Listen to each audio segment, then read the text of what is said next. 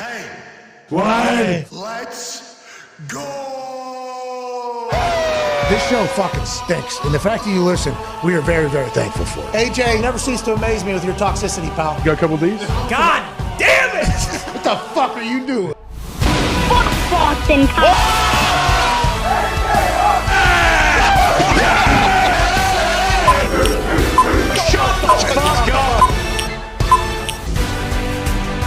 Welcome to the Pat McAfee Show. If you're watching right now, you can see there's a big void over on Pat's desk over there to the right. I'm AJ Hawkson in for Pat today.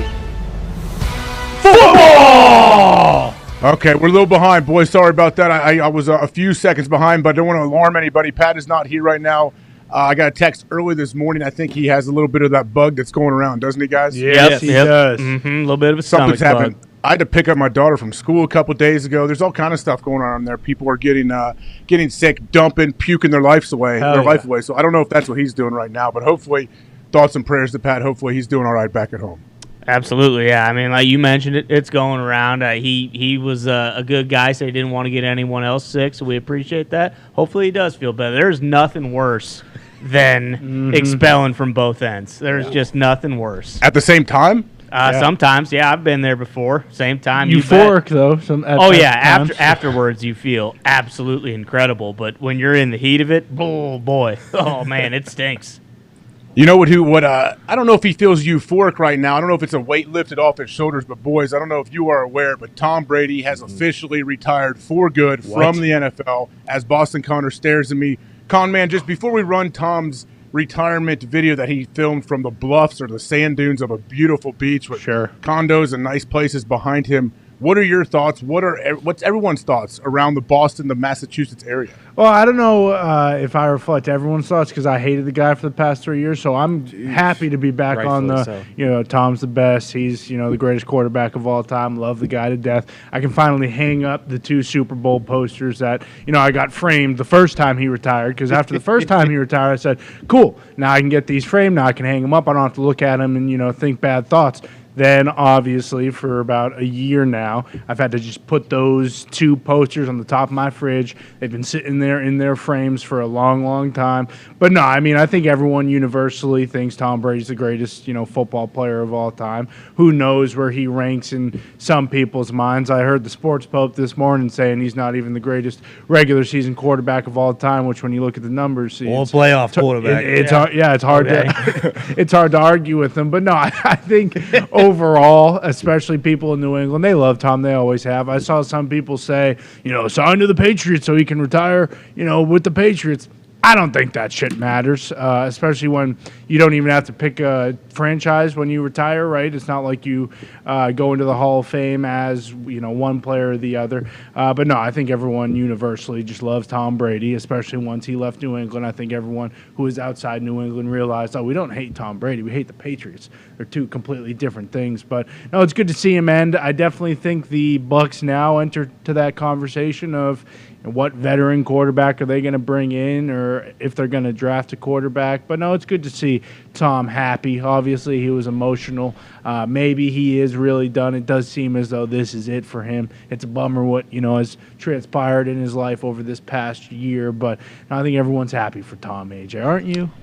Yeah, of course I'm happy. If Tom is happy, I'm happy. But Evie, can you pod that up if you I want to show that to anybody that hasn't seen the Tom retirement video. Do you guys think he filmed it this morning? I heard actually he may have filmed this yesterday morning. Right? It's possible. Is that an early Florida sun? Well, he actually was in L.A. for the premiere of 80 for Brady. Walked the red carpet last night. Oh, no way. The sun's not even up in fucking. Exactly. No. So it would make sense if he did, film it or record it last night. I'm sure he had a late night throwing back cocktails with, Jane Fonda and all the ladies in that movie. So, Gronky. So, I'm sure he did film it yesterday. Okay, cool. Let's run this thing for anybody that hasn't seen this Tom retirement video. Good morning, guys. I'll get to the point. Morning. Right away. I'm retiring. What? For good. No. I like that part. I know the process was a pretty Don't big deal beat around last the bush. time, so when I woke up this morning, I figured I just press record and let you guys know first. So I won't be long-winded. I think you only get one super emotional retirement essay, and I used mine up last year. So really thank you guys so much, to every single one of you, for supporting me, my family, my friends, my teammates, my competitors. I could go on forever. There's too many. Thank you guys for allowing me to live my absolute dream. I wouldn't change a thing. Love you all. Love you, Tom. Love you too, Tom. I like it, man. Honestly, that gives me goosebumps watching that. sure. Like, it gives me chills. And I want to go Darius Butler, obviously. Darius, would you join us every Wednesday, Thursday, 9-year NFL vet, host of the Everything DB. D-Butt, you were drafted to the Patriots. You have played on the same team as Tom Brady. Do you believe he is done? And what are your whole thoughts on all this? Yeah, I think he's done. Obviously, you saw the emotions. Obviously, it's the second time around as well. But I'm glad that he did it, obviously, on his own terms. Nobody breaking it, before he got a chance to break it. I think that was kind of part of his, strategy, and just doing it kind of from the heart. Looked like he was, taking a little early morning, get that sunrise, the water coming in. That's when you get some clarity and thought. But I feel like it's good for him. Obviously, the booth is next. Interested to see. I know my first thought, because, kind of expected the Tom thing, but, Greg Olsen, obviously he's been killing in the booth. Like, what do they do there? But hate to see him actually lose that seat to Tom. But just great for Tom to wrap it up. Unbelievable teammate. Obviously, being that quarterback, being who he already was by the time I got into the league, but still, carrying himself like one of the guys. Obviously not hanging out with him a bunch off the field, but being one of those guys in the locker room, in the meeting rooms, on the field. So just awesome career, and I'm glad he got a chance to break it himself this time around. Yeah, I'm happy for him that he's able to do that. But I guess I was always in the camp this whole season, and until yesterday, I felt like Tom was coming back. I said, "There's no way Tom's going to go out like that." But then, what are these reports saying? If Tom said if he did come back, it was only going to be in Tampa Bay. Did you guys hear any of those rumors? Yeah, I saw that, and I think that also – well, I wonder if it has to do with the cap, like not wanting to screw the team, because obviously now they have a bunch of dead cap. I was definitely surprised when it happened, just because like the thought was there's no way Tom Brady, one of the biggest competitors, or if not the greatest competitor of all time, is going to go out 8-9. In that video, obviously he was emotional. Do you guys think he regrets coming back this year just because of how it all went? Good question. Yeah, I mean, probably. And, a lot of people attributed him coming back to, the divorce or whatever. Yeah. And, who knows? You never know what people's personal life. It may have been some other things there. So I think that's why a lot of people felt like he was coming back. Like, look, you settled your divorce, you did that. Obviously you're going to come back and play for not only 1, maybe 2 more years with another team. But I'm not shocked. Either way it would have went. If he would have came back, I wouldn't have been surprised if he retired. When he retired this morning, I wasn't surprised either. But once again, just glad that he got a chance to do it this time. I feel like it's certain stories that, I know everybody has a job to do. But with certain people, certain stories, I think they should be able to do it themselves. Well, Darlington was reporting and talking on ESPN this morning like his dog got ran over. So that was tough. What do you mean? Like his tone was real, like gloom, or doom and gloom, or what? Yeah. Like he was on, I believe, Get Up and First Take this morning, and they were talking to him about like how Tom did it, what time did he call the Bucs, stuff like that. Like, and Darlington, like he didn't crack one smile. His voice was very mellow. It was very interesting. That's literally what I took away from all of that this morning. Oh, yes. I'm going to have to send Jeff a text. Actually, Jeff stayed at my house maybe 5 or 6 years ago when he came in town for my brother-in-law's golf outing. Jeff's a great dude, but, man, I didn't know Jeff was so affected by this Tom Brady retirement. I think you should reach out to him. I think he's something that's needed right now. Yeah. Well, that's kind of like his meal ticket a little bit, right? I mean, he's inner circle of breaking all the Tom Brady's. I mean, I'm sure it's very similar to, like whenever LeBron decides to hang it up, Wendy is going to be just brokenhearted, probably won't know what to do. I mean, that is a big he's just going to be in that gym for another 40, 50 years until he dies. True. But no, I mean, it's, if he's the greatest player ever, and, Darlington was the one who, I can't remember if he had Tampa. He had Tampa for sure, and I don't know about before that, but then I think he wrote a book, too, about Brady. So it's, I mean. Darlington wrote a book about Brady? Yeah, I believe so, yeah. He was the first one to say, like, hey, all these teams, the Titans and everything, they're in it for sure, but Tampa Bay is the team to look for when he was leaving New England. Dang, who do you think Jeff's source is inside the Brady camp? Tom. Yeah, maybe Tom. I mean, Guerrero. What if he got tied with Guerrero? Maybe if he, like Darlington poses, hey, I need some more flexibility, some pliability, and he goes in there and he like develops a relationship with Guerrero. very possible. No I mean, fucking chance. When you tell us. AG, nah. What? Fuck no. No. AG's not a No, rat. that dude's not No. saying a word. Hell He no. wouldn't have made it around this long if he had ever said anything like that. Exact. Tom Brady Sr. before AG. No, I'm just yeah, I joking. could see Nah, Tom maybe. Brady Sr. He Yeah. runs his mouth a lot. But Darlington definitely does have sources inside the camp because he broke it last year, right? It was him and Schefter as like the They forced him joint out. report. Yeah, they forced him to retire. But Tom's got to. I mean, what went right this year for Tom to not regret coming back this year?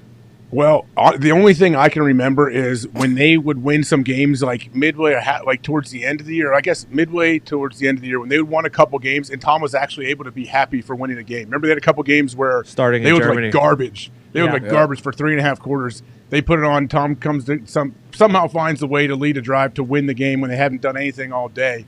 And then he's like genuinely happy like a kid. That's what I remember from this year. Yeah, Saints game was the one where they were And losing the Panthers. whole game, and then after he was like, "That was just like we drew it up. That was fucking awesome." Yeah. Rams game.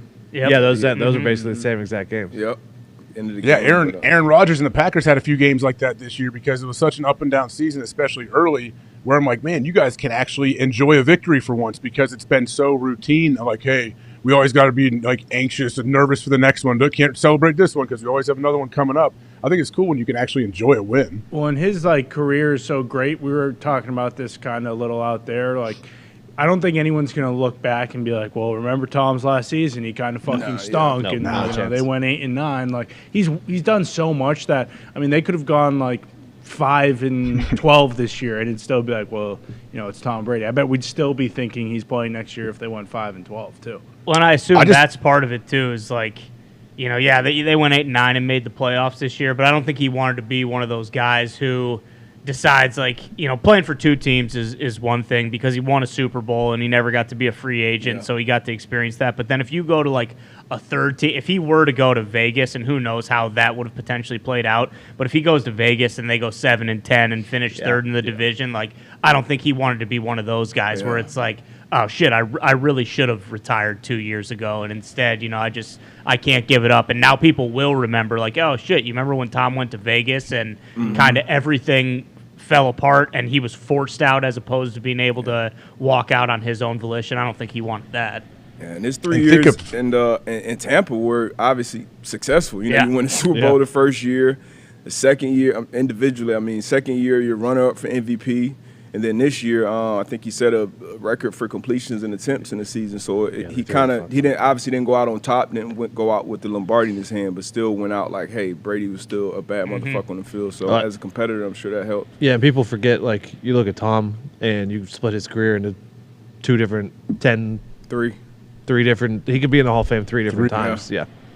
3 different decades, basically, right? So, like, yeah, I bet it was a daunting task for him to think about, like, okay, if I do want to come back and play, if I want to go somewhere else, and we have this graphic that popped up. I mean, you got to be kidding me. It's Tom Brady in his 20s. Okay, 21,564 passing yards, 147 passing TDs, 3 Super Bowl wins. His 30s, 40,000, a little over 40,000 passing yards, 309 touchdowns through the air and 2 Super Bowl wins, and in his 40s, which is crazy, 27,632 passing yards, 193 passing touchdowns, and 2 Super Bowl wins. Yeah. Hall of Fame resume in each decade. That'll never happen again. Like don't you say we're pretty confident that's not going to happen again, right? Yeah, definitely not the Super Bowl titles. The other stuff, I'm not sure because, like, Yeah. think about how Super much Bowl titles, like you're right. Mahomes, and he was the first to do it. Brady, like, being able to play that long, but it feels like now guys are going to be able to play a lot longer, especially with. I mean, you can't land on the quarterback anymore. For half of Brady's career, they still had those types of rules, and with the 17-game season, that'll change some. Do those stats include his postseason stats? Probably not. Right? Like, I don't even Doubt think, it. Yeah, I don't think those include his postseason pass yards and postseason touchdowns, and it's hard to see anyone breaking those as well. But also, you know, Mahomes has been to the AFC title game every single year of his career. Well, that's what I think. Tom Curran tweeted it this morning that Brady has played 3 full seasons just in the playoffs, like on top of every, you know, like, yeah, it's Mahomes maybe is the only guy who has an outside chance to do it, but outside of him, I don't think that'll ever get close to being touched. I instantly went to Fox and thought of them when they heard he was retiring. Are they going to try to maybe ease him in the door for this Super Bowl that obviously Greg Olsen and Burkhardt will be calling? Are they going to try to get him in there, maybe get him on set, maybe have a little pop-up in between the first and second quarter? Are they going to do anything to work him in to try to pay for some of that $350 million? I could see pregame halftime, but you got, you're not going to take Gronk off set. He's one of the most well-spoken guys on that panel, so you can't take him off of there. I don't know where Tone, it doesn't sound like you're genuine when you make that comment. What are you talking about? Gronk is great on there. I know. I watched every. My problem is they show the screen, they show the desk, and there's 14 guys on the desk. There's so many people. I was like, I remember they went through the whole first segment, I believe, last week, and Gronk didn't get to say anything until after they came back from commercial, where they went and threw it to an interview. Yeah, exactly. There's too many people up there. They should not wheel Brady out for the Super Bowl. I mean, this will be this guy's first real TV appearance, and they're going to put him on the most watched. It can only go bad, right? It can only go bad. It can't be great. You're right. It can't be great. It can only be like, oh, this guy sucks. Yeah, but him and Gronky could do a fun segment. That could happen, but he could also do a sit. Like if he did a sit down with the quarterbacks, might be cool. Yeah, that's a great. Yeah, if him and Mahomes, they can edit it too. They can make it look how. You're right. That would be awesome. Yeah, they chopped up producing for Fox. That would be unbelievable. They definitely shouldn't put him in the booth though because of how good Greg Olsen has been. Yeah, like Greg Olsen, they've been almost, if not the best booth of the year, it feels like. Yeah, so the standard that he is set, I bet Brady actually hates Greg Olsen for how good that he's done this year. Because now Brady's getting that much money. Everyone knows how much money he's getting. And Greg Olsen was unreal the entire season. And Brady has to follow that guy up. Obviously, it's Tom Brady. So, the bar is set at Jason Witten. We shouldn't say the bar is set at Tom Brady or at Greg Olsen. But, it's still tough that he has to follow how well those two work together all year. You guys think Brady will be – how do you think he's going to be in the booth? I personally think he's going to be great. Okay. Honestly. I mean, I don't Greg know. Olsen's I been wonder, the best I've seen as far as former players, I would say. But I think Brady will be great. What you think? I hope he's great. I know he has more knowledge than any of us combined in how he sees the game. I just hope he can articulate that in the short amount of time that you get. I'm sure obviously he'll get, like anybody, you get reps, you get better and better, but I definitely think he could be unbelievable, but until you see him do it, you just never know, I guess. Yeah, being able to make it palatable for just the average viewer and dumb it down. Yeah, someone who didn't Yeah. play quarterback in the NFL for 23 years, or however fucking long he did. You hope that's the. I mean, everyone loved Romo when he first started because he kind of was he was calling out plays, predicting them and stuff like that, and you could tell he was kind of having fun, but he was also prepared. And I don't think Brady will get to the point where Romo's at right now, but man, that's a tough job to, Greg Olsen. When everyone knows, that's the thing, Ty. Sorry to cut you off. When everybody knows you're getting paid this astronomical amount of money to do this, everyone's like, okay, here we go, buddy. Entertain me. Make me laugh, clown. People have those, the bar is already set, I think. Not just that, but also, you're going to have chemistry with Burkhardt immediately. Mm-hmm. And how much time have those guys spent together? And again, they'll do mock games and shit like that in the offseason, you assume. But that's a big deal, because it is very, very evident when it's oh, these guys can't fucking stand each other, and they also they're not good at bouncing off each other, and it doesn't feel cohesive. It doesn't feel it's just clunky, and I don't know. You hope that's not the case. Fox too, obviously, when you're paying him that kind of money. Yeah, when he was on the Manning cast, I feel if he sticks to that, if it's just Tom watching and kind of breaking down plays and doing that whole side of it, and not trying to be funny or trying to be someone else, he has all the stories in the world that he can tell about every single team probably, and if he can stick to that instead of trying to be a funny guy or a personable guy or relatable guy, because I don't think anybody can relate to Tom Brady. It's not as if he can say stuff where it's oh yeah, good call, Tom. That's exactly how I'm feeling. Yeah, too. I can put myself in your shoes, Tom. I live the same life as you. There's nobody saying that. Yeah, and that's why he shouldn't try and do that. He should just be himself. I don't think he has to really do anything too much or too little because he is Tom Brady. Like, if he's just out there telling stories about either players on the field, the fathers of players on the field, or the coaches on each sideline, like, that would be unreal. And if he's breaking down defenses on what guys should be doing, that'd be cool. I don't know if he should try the Romo calling out play route because that can only, like, it's either like, yeah, he gets it right, and of course he's Tom Brady, he should, or he gets it wrong, and, you know, Tom Brady's the biggest doofus on the planet because he doesn't know what plays coming. I don't want to keep making money for Fox here, but why don't you keep Burkhart and Greg together, and you bring fucking Jim Gray in as your number one play-by-play guy, and you stick him with Tom. Give me Gus. What would that even sound like? I don't even know what that would sound like. What would this? Give me Gus and Tom Brady. I mean, listen, Jim Gray is the GOAT, but he will fucking put you to sleep if he's doing play-by-play. He can't have it. And also, his brain might explode if he's not throwing to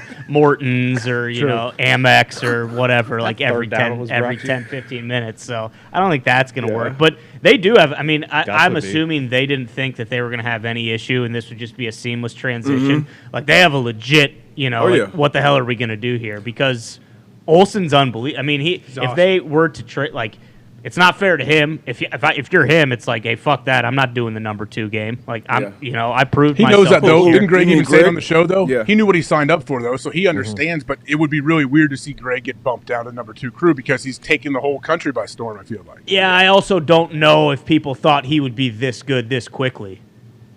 True. Yeah. You're right. He's so good. Like, he really is. Because he seems authentic, doesn't he? He seems authentic and honest and real and not like he's not playing the guy we think that, like, a lot of times people can get on TV and think, hey, I got to be this certain person. I got to be this guy that the execs or whoever wants. No, Greg is just him, and I think he's great. Yeah, Greg is really good with the situational stuff too, or like, you know, obviously he's a super smart tight end, so he can tell you about the coverage of what defenses are trying to do and what the offensive line is trying to do. You know, obviously the refereeing and situational things in football. And that's what I'm thinking with Brady. And I feel like once Brady left New England and went to Tampa, everybody kind of saw more of his personality. And behind the scenes, you know, he's like a guy's guy. Obviously, he's, you know, Tom Brady, so he lives a different life. But you feel like you're talking to a real dude. You know, you play with some guys who kind of, you can tell that they see themselves as kind of elevated in a sense. So I think if it's obviously going to come down who he's in that booth with. And then with Greg being replaced, if he is ultimately, you know, definitely not fair, but it's like you fucking draft somebody number 2 overall, like, and you committing whatever money, like, you know, shit happens, you move on, he knows what he signed up for. But it's a good problem to have, I guess, for Fox. But yeah, and there's great problem to have. Yeah. There's no one to trade him to. That's the tough part, is that, like, all the number 1 booths are locked down. So it's like, really, what do you do? I don't know if can they split it? Can they go 9-8? No. And like, or does someone could say, like, I've heard people float out there. You could try a 3-man booth. I do not think that is the answer. I absolutely do not like that, especially for those 2 guys. No, I mean, if it comes down to it, they're going Brady. They're fucking paying him $350 million. Greg's in a good spot, though. Yeah. Greg's in a great spot because whatever happens, wherever they use Greg, they're going to use him. He's a hot commodity right now in that world. But people are going to be calling for Greg no matter what when he's gone. Like, if Tom's in there, no matter how good Tom is, there's still going to be a big chunk of Greg Olsen fans, I think. I want to see Greg on the number 1 crew up back. Yeah, I feel like the only, and granted this, again, isn't going to happen because they're all locked down, but the only one that comes to mind where it's like, I guess they could, is the NBC booth, and that's strictly because Collinsworth and Al were such a staple, and now that Al's gone, Collinsworth and Tirico, they were still good, but, you know, if there were to be one place that could maybe change it up, it would be that booth. All the other ones are guys who have been together for so long or just got paid, so it's impossible. But I think Collinsworth sign an extension. Chris is paid through 2024, I believe. He's that's color. fine. He's color, right? Yeah. Mm-hmm.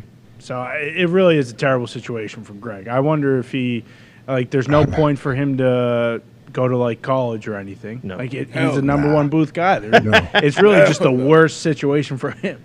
I guess they're gonna have a void to fill potentially with Sean Payton in the studio, but same deal. You go from calling the number 1 game to like, I might get to talk every 18 minutes when Gronky's done, you know, butchering names and stuff like that. But I don't know. We'll see. I mean, and I guess it all depends too. Like if Greg Olsen goes out there and just absolutely slaughters the Super Bowl and it's great, and he has like a massive call or something like that, like. Maybe they do think twice about, you know, just fucking booting his ass off there. I think he does. I think Greg's going to kill it in the Super Bowl. And I think some people that may have not paid as much attention to Greg this year during the season, they're going to see him in the Super Bowl like, man, this guy's really good. I never knew he was even out here. Yeah, and like what happens if Tom, Greg does well in everything, right, as we all expect him to do in the Super Bowl, and then they still go with Tom. And then what happens if the first game with Brady and Burkhardt, it is just dog shit? Just weird, and they're like stepping on each other's voices, and it's awkward. Exactly. And Tom, also, what Brady has going for him, though, Kevin Burkhardt will do whatever it takes. I think Kevin Burkhardt's great. Consummate pro. So he will pose questions to Tom when like early on too. Tom, what are you seeing here? What gave you problems when you're playing quarterback? Like those play-by-play guys can be really good at setting you up. Yeah, and that's why it should be kind of a layup for Brady, but it's just tough because you feel for Greg Olsen, man. There's nowhere for him to go. No matter what it is, it's a step down because obviously Fox, they have big games on 4 o'clock every single week. Like it just sucks for him. There's nowhere for him to go. Yeah, there isn't. But Ty, being a true professional there, you mentioned Sean Payton, Ty. I don't know if you know this. Sean Payton has been hired by the Denver Broncos. Whoa. Big news. Excuse me? I mean, I know Tom kind of retiring kind of overshadowed this a little bit, but especially yesterday, last night, shortly after we got off the show, I believe, is when it was reported that Sean Payton was hired by the Denver Broncos. This is nuts. So the Saints and Broncos are finalizing compensation return for Super Bowl winning head coach Sean Payton. This is from yesterday, I believe. Yep. This clears the way for Payton to sign with the Broncos. And it's reported he's getting between $17 and $20 million a year. Ooh. And the Broncos are giving the Saints a first-round pick this year, which is the number 30th pick overall, and they're swapping a 2024 third-round pick for a second-round pick, correct? Yes, they get the Broncos get the third-round pick. The Saints get the second round.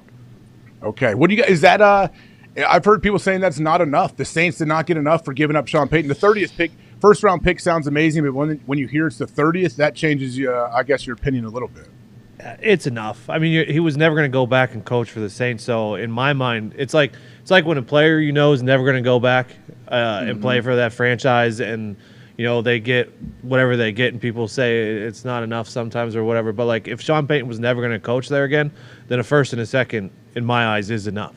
Yeah, it doesn't make any sense for them not to get at least something because next year, obviously, you could just pick where he goes. But it feels like now this Vic Fangio thing makes a little more sense if Fangio is really the Peyton's guy. Who knows if he goes back to Denver? But wasn't that reported at first? Is that early? That Peyton and Fangio were like a package deal. And that, man, I don't know what to think deal here. real in Miami, or was that? Because No, I saw some. Apparently, he was waiting on what was happening potentially with D'Amico, or like I don't know. That one's definitely not. Who was it? Rapp who came on? Yeah, it said he went pretty far down the road with the Dolphins, and it was like in free agency when its terms are agreed to, but the deal's not done yet. Is basically where they're sitting at. I think I also read that he was waiting for whether or not Dan Quinn was going to get a head coaching job because when Jerry made him the highest paid DC in the league, he was like, all right, well, I want that as well. So we'll see. I mean, I don't what if it's down to potentially those three right now: Miami, San Francisco, and Denver. Man, so okay, D'Amico Ryans though. At the same time, when was D'Amico hired? Right after. This is another story. This is out there. Is that a coincidence? What is it, Con man? I know there's a lot of reports out there between Rap Sheet and Shefty. Rap Sheet is saying that the Broncos spent all day yesterday trying to hire D'Amico Ryans again before he recommitted to the Texans. When he agreed to terms, they moved and finalized with Sean Payton. Shefty's saying absolutely not. Whoa. This is complete garbage. Timing of today's two hires was completely coincidental. Broncos were zeroed in on Sean Payton and didn't make any contact this week with D'Amico Ryans or his agent. I bet we could try to find. They could probably look that up and try to see if they've made any contact. Denver was focused on bringing in Sean Payton, I believe it says there. What do you guys think? What do you think's the truth? I mean, I feel like the truth is probably that the Broncos didn't really want D'Amico Ryans, right? I mean, they had a offensive head coach. Calling Rap Sheet a liar? I'm not calling Rap Sheet a liar, but it just doesn't make sense. Side, huh? It doesn't make any sense for the Broncos to hire a defensive coach if the whole entire problem that they had was on offense and their defense was good all year. It's not like they needed to change that at all. Like, but they're bringing in a guy to set the culture and kind of set the team, be the CEO of the team, aren't they? Yeah, but it didn't. Like, is the culture the problem, or is Russell Wilson being bad at football the problem? Like, I don't know if there was ever like a situation. Chicken or the egg? Yeah, exactly. I don't know. It didn't feel like that was the situation in Denver. Like, they were competitive, and there was never any noise coming out about like the team hating each other. Actually, there was no noise coming out about the team, and that was the problem. Is that, hey, no one is saying anything backing up Russell Wilson. But I don't think D'Amico Ryans to Denver is ever a thing. So I guess I am. I believe Shefty is saying that, right? Okay, so I guess I am Team Shefty here. Sorry, Rap Sheet. Well, and wasn't part of it that they were like very aggressive, and D'Amico Ryans told them from the get-go, like, no, I'm not interested. I want the Houston job. Yeah. And so maybe they did try to, like come back in at the very end and do whatever, but then that also goes again like that. I don't know if you would consider that like a big swing. Like we heard, that's what all the reports were earlier this week, was that Denver wanted to make a big swing because all the Harbaugh stuff was coming out, and then Sean Payton, obviously, like. So I don't know if I think that they were interested, but I think he told them straight up, like, no, I have no interest in this job. I'm more interested in the Houston job. I don't think so. I mean, not if you're. Do you think he was the number one choice and Sean Payton was too? Because I feel like the Payton thing would have probably taken quite a bit of legwork and time, especially when you have to be in contact with New Orleans about trading picks and like this. They probably had to like lay this out, and I assume it took more than 1 or 2 days to get done. Yeah, but like a week ago, everybody was out on Payton. That was the story at least. So I don't know. I'm sticking with Rap Sheet. I believe you. All right, Rap Sheet. You came on here and said I'm not like these toxic tables. I'm with you, D-Butt. I'm on Rap Sheet's side. So D-Butt, you're saying Rap Sheet and friends. Are we saying then Shefty is playing like a quasi PR person for the Denver Broncos to say, hey, no, Sean Payton, everyone needs to understand that we had Sean in line all along, and D'Amico is the thing of the past? Yes, I do. And Shefty's a pro. He's a teammate of mine as well. But like I said, I'm sticking with Rap Sheet on this one. And you kind of, I feel like we can kind of see sometimes when these tweets are up, who's kind of behind it. Sometimes if it's an agent, if it's a team, if it's this and that, the connections that these insiders have. But I'm actually here for the passive aggressive, tweets. It's awesome. Love the beat. I love that. I think it's awesome. Yeah, especially with the offseason coming up where, we won't have a bunch to talk about. So this is awesome. But the Broncos, they got their guy. The beef is incredible. But, AJ, you asked Rap Sheet last week if the Texans and Broncos offered him a job, he would take the Texans. So where in there, if Rap Sheet's telling us that, how does the Denver Broncos not know that? Like, obviously, the Broncos know that if D'Amico had both options, he's taking Houston. So what does that tell the Broncos? They're still going to go after him? Yeah, I mean, those billionaires, they're used to getting what they want. Yeah, you guys watch Succession, right? They get what they want. They want something. They're going to do whatever it takes to go get it. That Rap Sheet said they went to him again, right? Yeah. So maybe they upped the offer this time. Maybe it was they sweetened the pot. Maybe they heard what Texans have given them, right? Texans offer you $8 million a year. We'll give you $15 a year or something. Could that have happened? Well, and I guess like if you're on the Broncos side, why would you want D'Amico over Sean Payton, a guy who hasn't been a head coach yet? You don't know what he's going to be. Well, you don't have to give up those picks, and you also don't probably have to pay him $20 million, I assume, for a first-time head coach, correct? Mm-hmm. Yeah. Yeah. Maybe they really, really like D'Amico when they talk to him, obviously. But it could work out that I think personally when I see those guys in those two places, I think it worked out for the best for both teams. Like I think those are the coaches where they should be. Because if you didn't hire D'Amico in Houston, but who would Houston have hired? Like D'Amico is such a splash hire because he was a great player there. Yep. He's so highly respected. If D'Amico doesn't go there, like where do they go? Man, I no clue, honestly. And I feel like people are probably afraid to take that job. McCown. Probably McCown. Josh McCown, maybe Jeff Saturday. Where is McCown? Man, it's been such a head coach and waiting still. Shit show there, man. Back-to-back one and dones at the coaching position. Then, we all know, it's more than just a head coach. Like, you need an organization behind you. You need the resources. You need everything. And obviously, D'Amico has his his roots there as a player, a captain, a leader, and then coming back being there. So it's kind of like a perfect story in a sense. I hope he turns it around, obviously, but, man, I'd be scared shitless to take that job. I hope he brings Coach Dave back. He better bring Coach Dave back. Be interested. Any rumors about what OC he's bringing with him?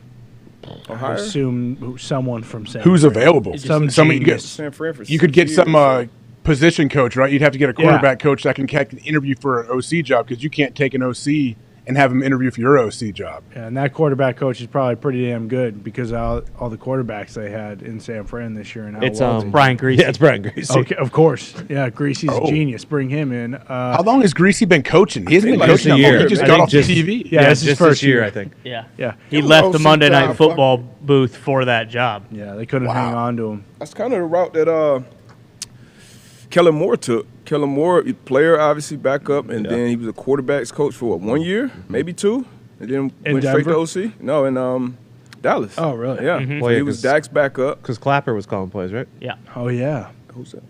Garrett. Who's that, man? Jason Who's Garrett. that? Everyone knows who Clapper How you like Jason Garrett on NBC, Tone? You like him? Yeah. He's got good juice, He's got good energy. stuff. I mean, he sometimes just looks at you weird, but I'm not going to blame him for that. Is he looking at you? You feel like he's looking right in your He eyes? does. Diggs? He does. It feels like he's just staring right through your soul You get weird. sometimes. You feel weird. You got to tap your little baby and your wife. Hey, this guy. Why does he keep staring? looking at you I guys, do, too? yeah. I look at my baby. I'm like, you fucking see this guy? Yeah, he's not bad on the Notre Dame games. Does this mean for sure that the Cardinals and Colts are the least wanted jobs in the NFL then? Like no one wants to go there? It's almost like we forgot those jobs were open, didn't we? Yeah, Well, basically. The Colts job is signed, sealed, and delivered. Yes. I mean, I don't know what we're Jeff talking about. boy, Big Yeah. Jeff. Yeah, exactly. is Like that is 100%. a done deal. There's no. You think so? Really? You I think so. I mean, like, yeah, I think so. I don't know how you Why don't. is he looking think at you that. like that? Yeah, looking at Diggs. Stop looking at me I like do that. feel like staring he's at you, looking Diggs. right at me right No, now. that's 100% Jeff Saturday's job, right? And maybe Bisaccia's. And now that Aaron's guaranteed coming back because he doesn't want to go in the same Hall of Fame class as Brady, right? Bingo. Oh, good point. Great point. Or J.J. Watt. Book it? Did you broke it? Put on the ticker. Yep. Yeah. Yep. So you agree? There's no way Aaron retires now. So can you Oh say no, that? I don't think because of this. I don't think because of the Tom situation. But I've said all along, Aaron's too good. He's too competitive. Why would he stop playing? Absolutely. No This reason. certainly doesn't hurt, though. Yeah, you're right. 100%. You're right. Certainly doesn't hurt. If you're really going to project out when you're going to go, I guess that's a great problem to have. If you're thinking, I don't want to retire now because I don't want to go into the Hall of Fame with these other huge people too. Even though you know whoever it is, yeah, maybe he does though. Maybe it'd be fun to share it with Tom. Yeah, because then it's an all-time Hall of Fame class. Everyone will remember it. Oh, yeah, Aaron, Tom. No, if he wanted to J.J. do that, he would Watt. have retired last year to go and was 7, so they both could have been on stage together. Fucking. You're right. That would have been sweet. That was a dream, actually, Diggs, Nick, and I had was, hey, 7 and Brady going in the same class last year. We can go to Canton together. With Rodgers, that would have been all time. With Rodgers. 7 first ballot? I think so. Who? Big Ben? It's got to be right. 2 rings. First ballot? It's got to be right. D-Butt. D-Butt I'm says no. I'm asking. Yeah. It's a question. I think we don't know feel like our it's just answer. I feel like A-Rod, that's a guarantee. Obviously, Well, he's got Payton, more Brady, Super those guys. Bowls, more Super Bowls than both of those guys, and that guy. Is Breeze the first ballot? Yeah. Yeah, for sure. I feel like Eli, Big Ben. that Then may be just Big Ben has Don't to you be too. dare put that man in the same category. I mean, Eli has the Eli and family Ben. name. You know True. he's going in. And he beat the 18-0 Yeah. Patriots. And he beat Tom twice, so that's So they pretty both much got a 2 sure. Super Bowls. Eli's a gamer, man. What do you mean? He wins in the playoffs. He wins in Yeah. the Super Bowl, like when it truly matters. That's all people remember of Eli. I guess Giants fans also remember when they don't make the playoffs too. Sometimes For me, Yeah. with Eli, it's always been, he doesn't have a winning record in the NFL. That's Yeah. always been an issue with me. Big Ben also has one of the most iconic game-winning drives in Super Bowl history as well. So if we're talking about Super Bowl moment. the one to San Antonio. Yeah. After the pretty nice, Larry wasn't it? Fitzgerald slant. Yeah. Absolutely. How about his tackle Yeah. after the Jerome Bettis fumble? That was when Ben was his second year in the league. Is that right? I still haven't forgiven Bussy. I mean, I know it would all worked out, but I mean, the stress that put on my little heart has repercussions for years to come. He played pretty Made good it- in the game against you, AJ. I mean, I know they lost. Rashard Mendenhall Played great. fumbled that ball, but he had a pretty damn good game. Yeah, that's what happens when you got a bunch of you have 11 guys on defense swarming to the ball, putting their helmet Hell yeah. on it. They will fumble sometimes, Nick. But also, Nick, although you want to bring try to bring some negativity to the show and throw jabs out there, I want to tell you happy birthday, Nick. I know it's your birthday. Happy birthday! happy birthday, I Nick. appreciate you. I really do. I birthday, like Nick. that shirt you wear. It looks like a bowling shirt. You look great. Thanks, AJ. It's Tony Soprano shirt. It's not a bowling shirt. Appreciate that greatly. You're a good man. So how old are you? 37? Yes. Good job. Congrats, man. You made it. Right behind you. Hell Thanks, yeah. man. Just trying to catch up to you. Are you? Well, it's not going to happen because your that's how birthday, age dude? works. But are you ever going to? Are you ever, like you're going to do anything special tonight? You going to do anything special this weekend? What's happening? Tonight at 8 p.m. on YouTube, you can catch That's Hockey Talk. Hell yeah. We'll be talking hockey with Gumsy There we and go. Rupper. That's what we'll be doing. That's how we'll I celebrate. love it. Just grinding. You're an absolute grinder. That's right. Tom Brady retires. Nick just keeps on working even on his birthday, don't you? Amen.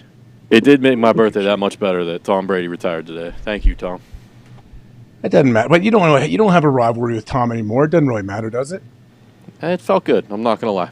It felt good. What if Tom comes back? I don't know. He was emotional. I felt like it was real. Yeah, I wonder if he had to refilm it. If anyone's walking their dog's taking a dump on the beach and they're using a plastic bag to pick it up, like why he's crying in his emotional video. I wonder if that happened. Yeah, I mean, you guys are crazy if you don't think that's a private beach for just Tom. But sure, maybe in some world out there, he's on a public beach, even though there's no chance he hasn't been on a public beach probably since 2005, maybe even 2002. But no, it's definitely it for Tom. He wouldn't be that emotional. Do it again just so he can come back again if that was the case. People would unanimously hate his fucking guts if he came back. Like there will be there won't be one Brady fan in the world. It would be a great gimmick, though. It would be a good Just gimmick. keep doing it over and over. Yeah, and this time it being him, like I feel like people, Not to Ty's Shefty. point, Yeah. weren't upset with him coming back because they kind of stole his retirement from him. Like they announced it, then it was the weekend, then he announced it. Versus now it's like, hey, this is straight from the horse's mouth. Tom Brady's crying on camera, thanking everybody. I am surprised no one is circling. He didn't thank the coaches. Maybe he hates Todd Bowles, but that's a strictly that's coming. That's coming, I'm sure. No, it's a strict Belichick thing. They won't dial that up. But he didn't mention Belichick, though, did he? Well, nobody posted on Instagram of him and Bill smiling ear to ear together. Pretty sweet. I didn't see that. Oh, that's why it didn't get leaked this time. Yeah. He's not with Giselle anymore to tell her that. Like Giselle was the one who said, "Hey, Giselle was the Darlington." leak? Yeah. She said, "Hey, Darlington, put it out that he's retiring." Okay, I'm not letting him fucking play next year. So That has to be a big part of it, though. His family's it probably think how like daunting of a task if he was like, hey, let's say I do play again. Let's say I think about going to Vegas and playing for my old coach McDaniels. Like his kids aren't going to go with him. Nope. They're not going to go to Vegas, so he's going to have to go out there. Like it would just be a completely different lifestyle. I feel like that he's probably not used to, and to think of doing that at 46 years old, for me, that doesn't sound like any fun to be across the country. I understand. He's got tons of money, can fly private all you want, but still, like you want to live where your family is. And he still has a business. Like the Brady brand, he'll probably, build that into like the Jordan brand. Maybe not as big, obviously. Well, that's a bit of a stretch, I guess. Like the most famous, the most grossing the most money ever. I mean, like you're 19 billion last crazy year. if you don't think he's going to start moving Brady brand merch, especially when he's on the number one, booth in. He will. He ain't got fucking retros, all right? No. I'm not. He doesn't have shoes that people care about. Most people, a lot of kids. That's the crazy thing.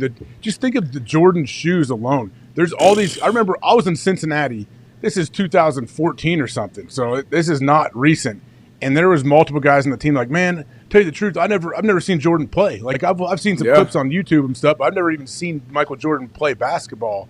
And I'm thinking, man, it's pretty impressive that this dude has a brand and has shoes that everybody cares about and are super relevant and almost get more and more relevant as the internet continues to grow and everyone continues to share things. There's never gonna be anything like that again. Tom does have a fucking sweet 64-ounce insulated water jug, jug thing that's pretty fucking sweet. That could take off. We don't know. He does also have a sweet ass polo that looks like it's fresh off the rack at Walmart, but it retails for like $275. Oh, yeah. Plain navy blue polo that says Brady on the tag.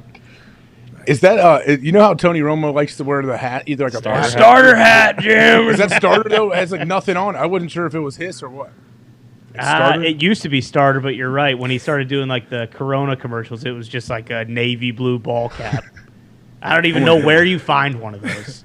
I listened to Special Romo order. this weekend. I just couldn't get your voice out of my head. Every time he opened his mouth, I just heard that cadence. That shit was fucking hilarious. Wait, Every time Jalen Hurts, his voice was picked up on the mic. I thought of you, Ty, because it sounded just like you. Yep. He was Tony Romo. He was watching that game and he was like, "God damn, Tony's cadence actually." What was it again? What did Tony want him to go to? Why shot? He had a sweet we Clyde snap the ball? Drexler and When do we MJ. snap Speaking of MJ, fucking comparison this man. weekend. He was Wait, on what did it. he say? He talked about Clyde Drexler. Kids definitely don't know Clyde Drexler. I believe it was Clyde, right? Is that Yeah. right? I Clyde think so. Drexler and MJ comparing to Mahomes and Burrow. Yep. I mean, that's a real relevant one, Tone. I don't know if kids are going to remember that. What year did Clyde retire? Good It was, question. I think it was. 98? He mentioned the '92 finals. The I 92 believe. finals when they played each other. When, Yeah. you know, Oh, yeah. everyone was saying Clyde might be just as good as better than Really? MJ. And MJ said, "Oh, I don't know." He remembered. If the kid, if the person isn't currently playing, especially young kids, I realize from just being around them, they don't know. You think you want to be freaked out and think that they don't know these players that you knew growing up or whatever. I understand that, but they don't even know. Like Pat Mahomes is almost gone to them. He's old to them to where they're on to all the next new guys. Kids just know who's relevant right now, I feel like. So do you think in 50 Pat's years? going to be MVP. He's very relevant. Obviously, but that's not a great example, but I'm just saying. No, yeah. To that point, do you think in 50 years people will talk about Brady the way they talk about him now, or do you think someone will kind of not pass his greatness, but people will more so look to like Mahomes? It depends what Mahomes' final resume looks like, but okay, Joe Montana would be somewhat of an equivalent, right? Do people still talk and look at Joe Montana in a somewhat similar fashion? Absolutely. That's all Mike and the Mad Dog were talking about on First Take this morning. Okay. They'd rather have Montana. They're 65. Still, though, they're the authority. Bob Cousy back, too. They went Bob Cousy and Jerry West back. Well, Bob Cousy was a legend. Love the Coos. The debate this morning was Montana versus Brady, and no one on that set was picking Brady. Not one. Brady may go into that kind of Kareem or Bill Russell. As the game and the quarterback position Winner. continues to change, because the shit that Mahomes is doing and Hurts and Lamar and all these guys, all these young guys, the game is just changing. That quarterback position is changing. So you throw in Brady highlights, with a 2-minute drive, we remember watching it. We remember how special it was from the pocket, dissecting defenses. But when you see that highlight splice with Patrick Mahomes throwing across his body on one foot, it's running around. Give me a different sport. Yeah, It's going to feel like a different sport where exactly. it's like anything. When I was in Green Bay, our linebacker coach, Winston Moss, he played back in the day on the U when they were the U. Yeah. Michael Irvin, all those dudes. He's a big old linebacker. He would, every once in a while, we'd see some clips of his footage when he was in the NFL. He played 11, 12 years. And we're like, man, come on, coach. It's not even the same sport we're playing. And that's just how everybody feels their linebackers are 3.5 yards off the ball, and they have sweet big forearm pads. And it's just CTE city every single play. You see a guy try to run across the middle, and you have two linebackers legit decapitate the guy. That was a different world. And maybe 20 years from now, I'm sure people are even now people say the same thing, because you pop up film. If it's not in 4K HD, people think you're 200 years old. Well, and him not being able to move around, to D-But's point, I bet people will think it's wild that there were quarterbacks that couldn't just run the ball on their own when they look back on the game in 20 years from now. That's kind of what's helped Jordan stay as relevant as he is, too, because even you put his fucking highlights up right now, nobody in the NBA is doing that right now today. Everyone knows the free throw dunk, though, right? I don't know. Yeah. I don't know. I don't think so, because he was young when he did that too. Mm-hmm.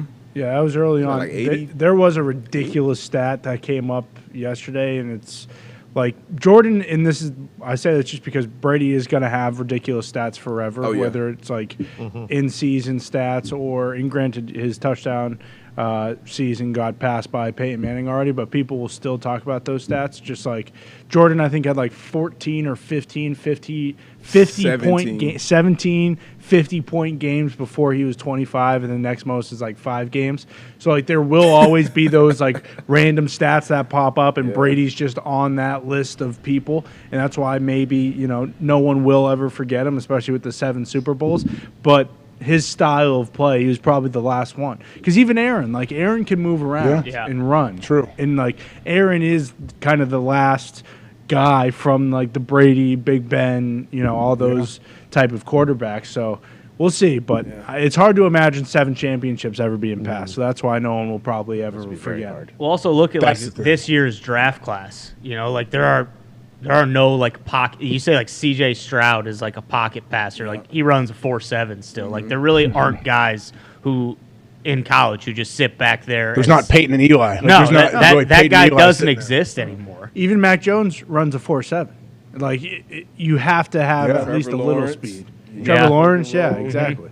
Burrow. The defense needs to know, hey, this is an option. Like, this dude at any time could take off on 3rd and 7 and absolutely break our back. Like, that's got to be a thing. Yeah, like it feels like the Justin Fields type speed is going to be much more common than the no speed at all at quarterback. Like, there are going to be a lot more quarterbacks who are fast and can completely change the game with one, run versus now where it's like, hey, this guy could, sling the ball 80 yards for a touchdown now.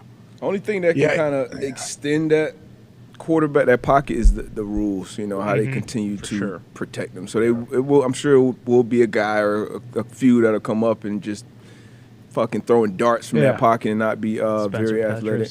So maybe Arch, maybe old Archie, man. He comes up, he could be the next one, but we shall see. I think athletes obviously will continue to take over that quarterback position. But it's crazy to think about these athletes who, whenever you throw in their fucking tape, they look like Deion Sanders. Nobody in the NFL right now, no corner, you're going to say, oh, yeah, he looks like Deion. He reminds me of Deion. So that's fucking crazy. It's whoever you grew up with, isn't it? Like, whoever you kind of grew up in your generation. I remember Pistol. My dad telling me about Pistol Pete Maravich. I loved him. I got all the training tapes when I was a kid. I wore gray floppy socks for a couple years in 5th and 6th grade because I wanted to be a passing in between my legs passes on breakaways. For real. Like, I loved him. But Pistol Pete had some crazy stat where he was averaging like 35 points a game when there was no three-point line. It was more than when that. he was in college or something. Yeah, it was like 40. It was 40-something before they had no the three-point line. There's no three-point line. He would average 80 with a three-point line. He was shooting from deep, too. It was also his freshman year was what they wouldn't let freshmen play varsity, and he averaged like 60 points a game. And it's like, he would have. He was unbelievable. The movie, he spun the basketball on his finger all day just because some kid said he would. He's walking around town drinking bottles of Coke. It's incredible. Is that what Air Bud's based off of? Roughly. Yep. The Golden Retriever movie? Yes. No. Well, Golden Receiver was one of them. Air Bud is a Golden Retriever. Yeah. I haven't seen that, and I haven't seen that to completion. Tone, is it good? Yeah, you should watch them all. Your kids would love it. The basketball one is better than the football one. I'll have to check that out. Maybe if I go see the next Avatar at some point, which I don't think I'm. You haven't seen the next Avatar yet? What are you doing? If it comes to my house, maybe. There's no chance we're going to a theater for that long, bud. It's the fourth. Well, maybe Zeke can get us a screener for next week at the house. Yeah, you want one? Oh, yeah. I'm in the process of trying to figure out that screener situation, Zeke. I am not doing well. Oh, yeah. trying to sign up. First episode was pretty good. Yeah, me neither. Was it? Yeah. Con Man, you having trouble, Con Man? I already had a Netflix account. I can't figure the rest out. Yeah, I gave it about 10, 15 minutes. Couldn't get anywhere, and then said to myself, you know what? This show's out in 2 weeks. What the fuck am I wasting my time for? So, but no, reviews are good. Zeke said it's awesome. I'll send you my login, AJ, if you want to do that. Yeah. Can you do that? Is that allowed? Yeah, I'll do that. We're also talking about what's the show called? Zeke? Full Swing. Yeah. Mm-hmm. Oh yeah. Full Swing. It's the PGA Tour. People have no idea what we're talking about because we're just talking about screeners. It's the PGA Tour, Live Golf, following the golfers, Formula One type show. Yeah. Docu-series, right? Docu-series. Yes. There it is. That's the word. And so apparently it's unbelievable. Okay. Well, yeah, I'm looking forward to that, guys. We're going to take our first little 5-minute break here so you guys can take a leak, dump, puke, whatever you guys need to do. Sure. Hopefully there's nothing, there's no bugs going around. That thing is real. What Pat has, it is real. It is going around a lot of kids in this region and adults that I know. But we have a ton of stuff to get to. I believe, is Amanda Serrano still coming on later in the third hour? Oh, yeah. Yes, sir. 2:30. Amanda Serrano, absolute boxing megastar, will be with us here at 2:30. She is awesome. There's plenty of more stuff. We got Pat Fryermuth going on Big Ben's podcast, making waves for people in Pittsburgh. Frank Reich's talking about what went wrong. We got a lot of stuff going on. So Matt Rhule, I still need to figure out exactly what he's doing, trying to get some money back from the Panthers. So stay right there. We'll be back in 5. See you then. Take 5.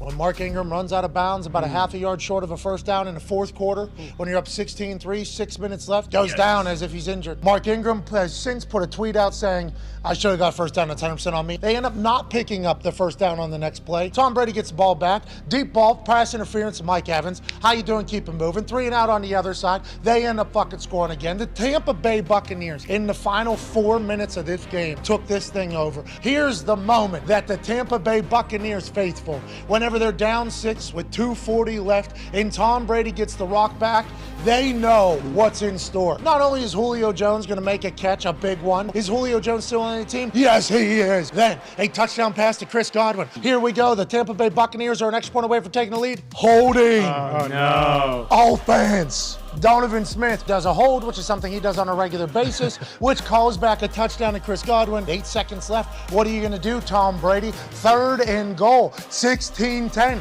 4th quarter. Check down. Cuzzy we didn't even know existed. We saw him wide or whatever. He scores a touchdown. The Tampa Bay Buccaneers hit the extra point, and they win on Monday Night Football in exhilarating fashion when really a game for 56 minutes was wildly boring. Just like we drew it up. Just like we drew it up. But what is it about Tom that last night everybody on earth watching was like, he's going to fucking score here. This game's over for the Saints. Sorry about it, even though there's little to no time left. He's the clutchest performer of all time. I mean, I think that's neither here nor there. He prepares so well throughout the week. More clutch than Adam Vinatieri? Yeah, I mean, I think so. I think you have to put him there, He's right? had so many more moments. So many more moments, right? Like Vinny and answered every time. Yeah, he's not every time. I guess that one time. And against the Eagles in the Super Bowl, that's so hard because Vinny's answered every time. Vinatieri's clutchness comes from his competitive juices. Like Vinatieri is so competitive, so competitive. He does not want to lose, and I don't think people fully comprehend like the people up there, the Jordans. You already saw his whole Last Dance. The Peyton Mannings, the Wayne Gretzky's, Serena Williams's, Kobe. Yes, the Mamba mentality. It's described as the Mamba mentality.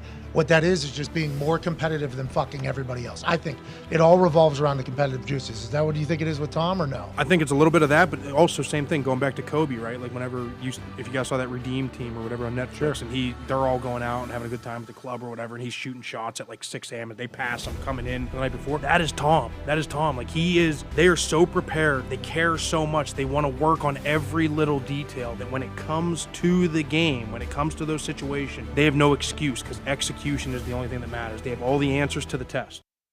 Let me tell a tale about this little blue can. Inside there's a nectar love from here to Japan. It's a vibe, it's a time, ice cold or with lime. So sublime, this shit is divine. It's the beer of choice when you wanna rejoice. Hey yo boys, what's the noise? Hey yo boys, what's the noise? Well, us and Bud Light have made it a fish. We bring the stoogery, they bring delish.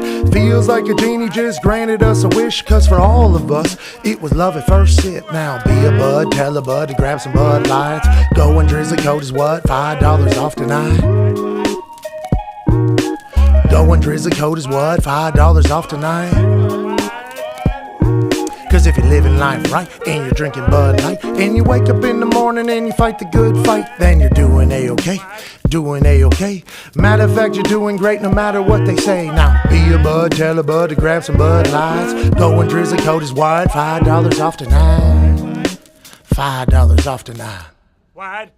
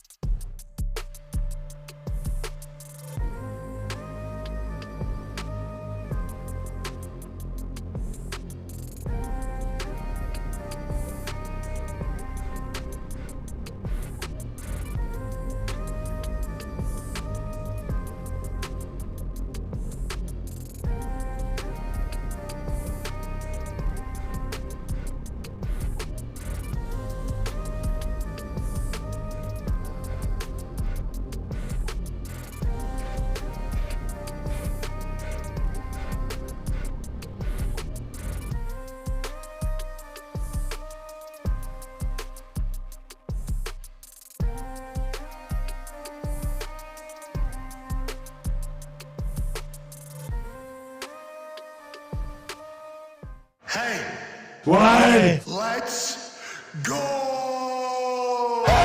This show fucking stinks, and the fact that you listen, we are very, very thankful for it. AJ, never cease to amaze me with your toxicity, pal. You got a couple of these? God damn it! What the fuck are you doing? Boston.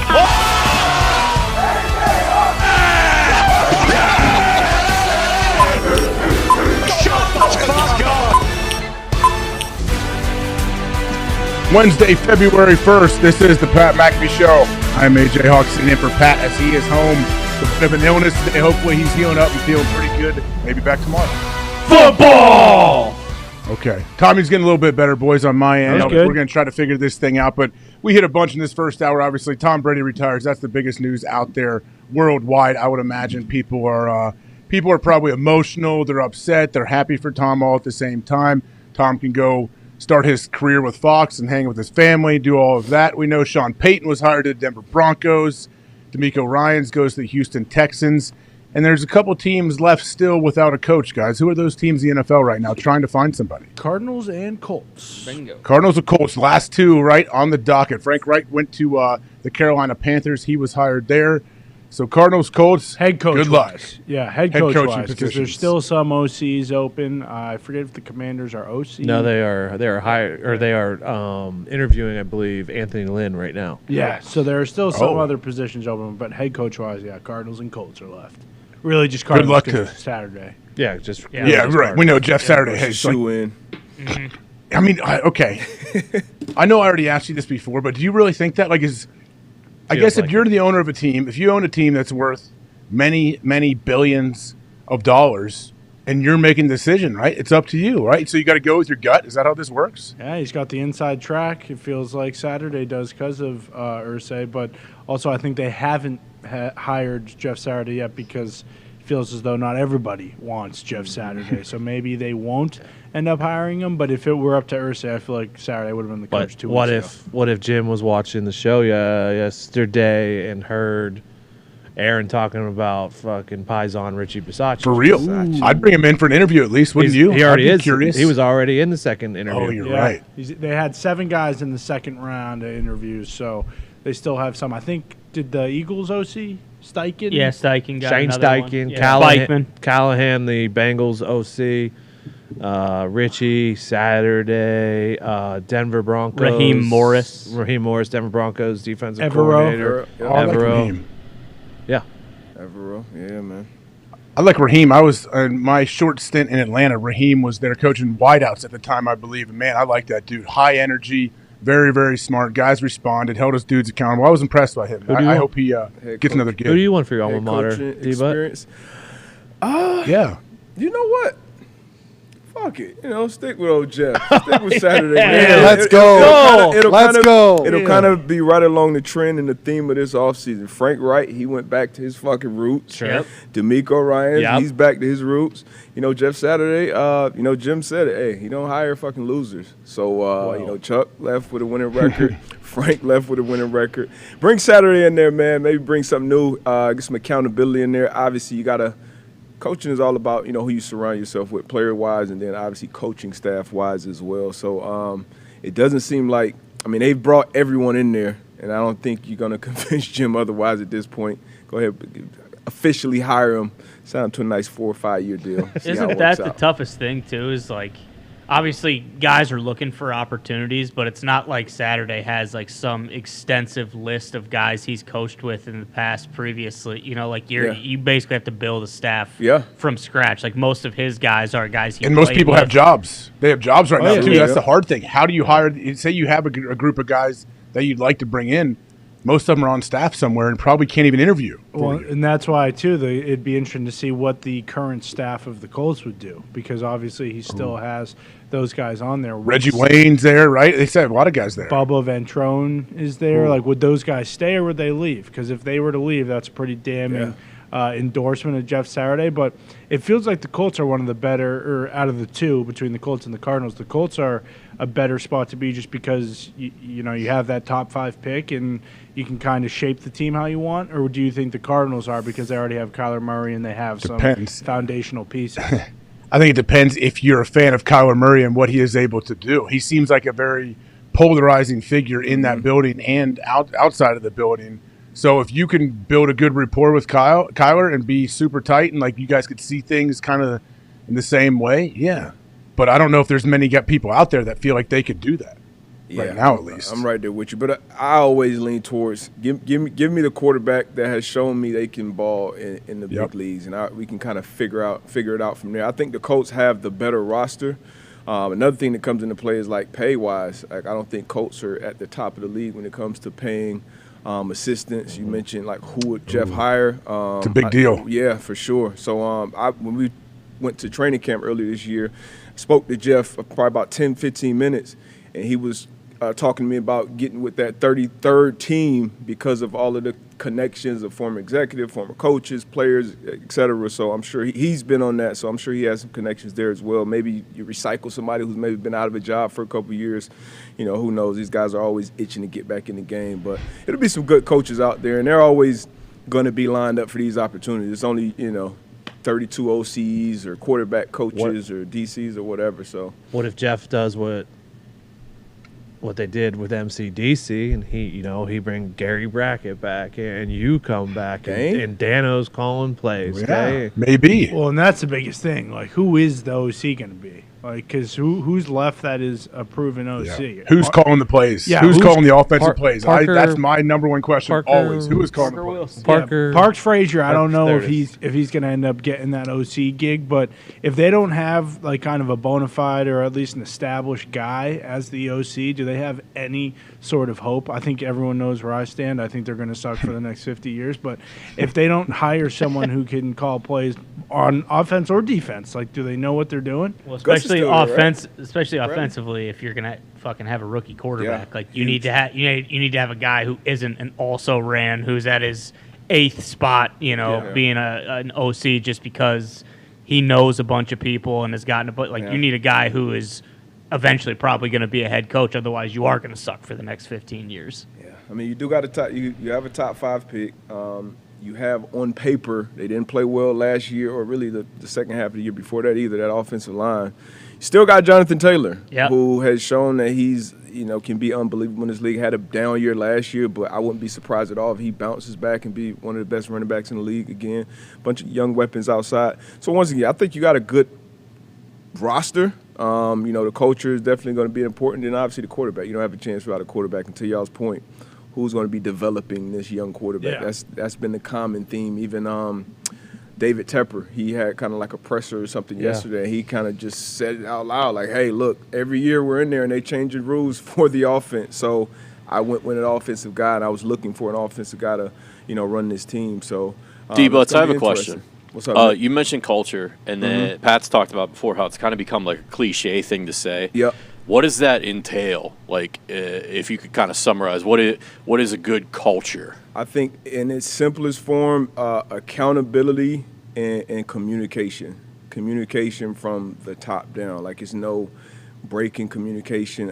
Everyone understands the hierarchy from coaches and players. And then, at the top, ego's got to be checked from the owner, the general manager, and head coach. And that's a lot of that the players don't necessarily see, but you can kind of feel it, and then you start to kind of see that fracture at some point. So I think communication and accountability really, really sums up, quote-unquote, culture. I would be interested to hear your thoughts on that, AJ. I think accountability, you hit it right there. Communication is huge. Like, that part is big, but accountability, I talk to people, whether it be like trainers that are at big college programs around or people that are in the NFL, and I'll ask them, like, they'll say, a lot of these guys they don't have a worry in the world. I'm like, what do you mean? They're not scared of losing their job? They're not scared of anybody? Like, no, they're not scared of anybody. Like, there's no one holding them accountable, so they don't care if they make a mistake in a game. They don't care because they don't really get called out. They don't get yanked out of the lineup. And that's the thing. Like, there has to be a healthy fear, not a fear of your coach or a fear of whatever, but like a fear of failing, a fear of showing up late and letting my teammates down and not being accountable to all of them.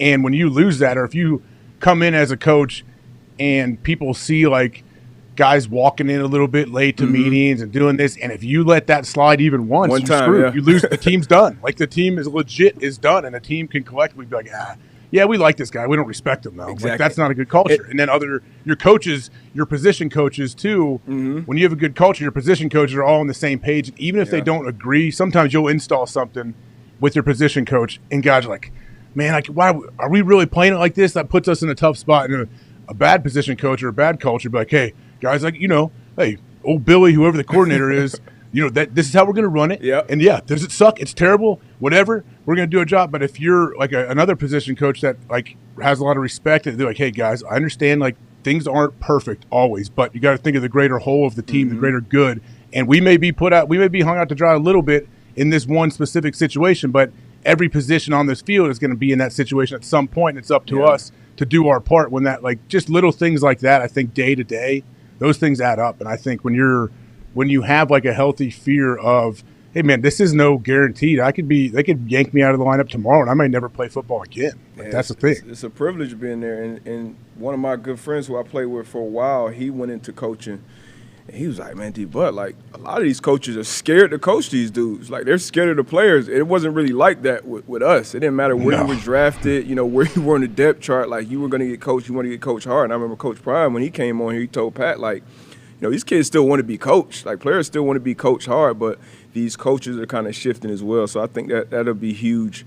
And you're dealing with grown men. You're dealing with people with families, with businesses, with other things going on, professionals. So it's a way to do it that's definitely going to be different from college or high school, but it's still a way in many different ways to build those different kind of cultures in those locker rooms. And that's kind of why Jeff Saturday might be the right hire, right? Is that he does have the resume one, and he can hold people accountable. Now, I don't know with all the other guys that they have on there, maybe they can also do that, and they also have the resume, and they've been in the building, but at least with Saturday, he's seen the guys on the team. He's already been part of one staff.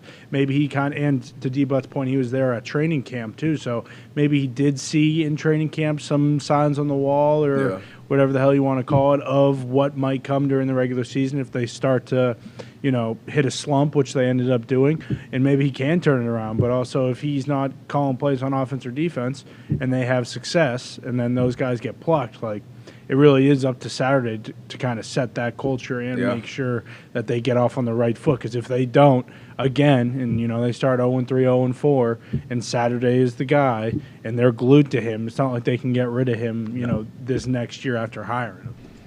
It'd be tough. You guys ever think about that? If you were in the position to hire an NFL football coach, like, oh, it sounds easy. There's all these great candidates out there.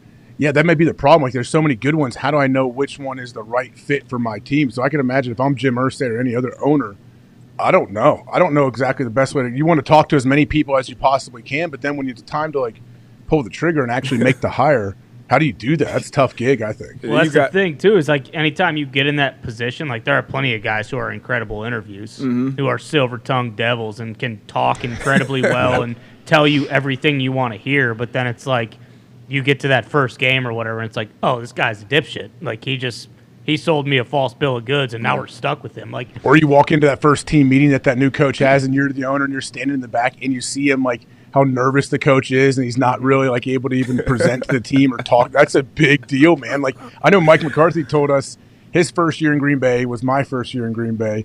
I had no, I was new. I have no idea. He told us years later, he's like, when I walked in the first team meeting, I was nervous as hell. Like, I was super nervous, guys. And I'm like, man, I appreciated him telling us that. I didn't know that in the moment. We didn't feel that because we all were meeting him for the first time as well. And we're like, okay, what's this going to be like? How is he? And he was great. But he told us, like, I remember later how nervous he was, or just like to address the team for the first time. Like, yeah, I can see how that would be. You would really want to get off on the right foot and make sure those guys have respect for you, and you, like, lay out the plan, and it's a clear path of where we're going. Well, it could also go the other way, right? Like, what do you think the Eagles were thinking after Sirianni's first press conference after they hired him? It's like, boy, did we make a fucking mistake. Like, we can't keep sending this guy out there. And then obviously they make the playoffs in his first year. And he wasn't even calling plays, right? He wasn't calling plays for the Colts, was he? No. Yeah, Frank was. Yeah. So that's wild. And then the whole spectrum of owners who are doing the hiring. Like, you got some owners who, like Tepper, he's coming in from kind of like the business world, the Waltons, and Yeah. and then you got Irsay, who's been around football his whole life. Jerry Jones been around ball their whole life.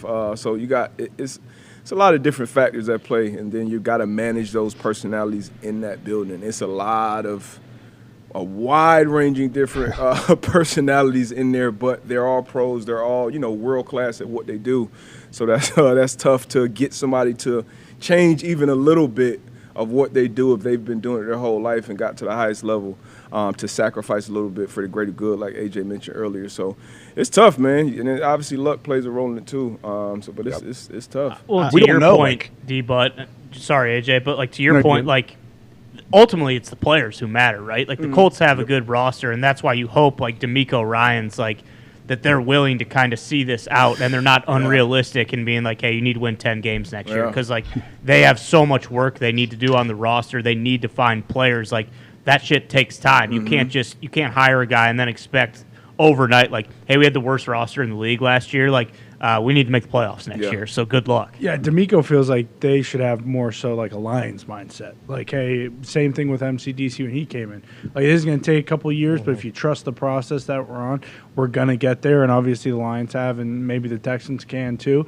And also when you're hiring head coaches, like all these dudes who were hired from the Rams, they weren't play callers. And damn near all of them have had success, like Kevin O'Connell, Zach Taylor. Like, they're unbelievable. And then look at Mike McDaniel. Mike McDaniel, everyone was talking about him being, the hire of the century for the Dolphins, and he never called plays. And also, like he went and got Tyreek Hill. So sometimes the situation you're going into matters, and calling plays can matter and it can't matter. But if you don't have the players on the team to run the scheme that you have in your head, or the offense that you're bringing with you to the next place, then like you're fucked no matter what. So the first things first, the players on the Colts who are good need to play good, and then they can kind of go from there.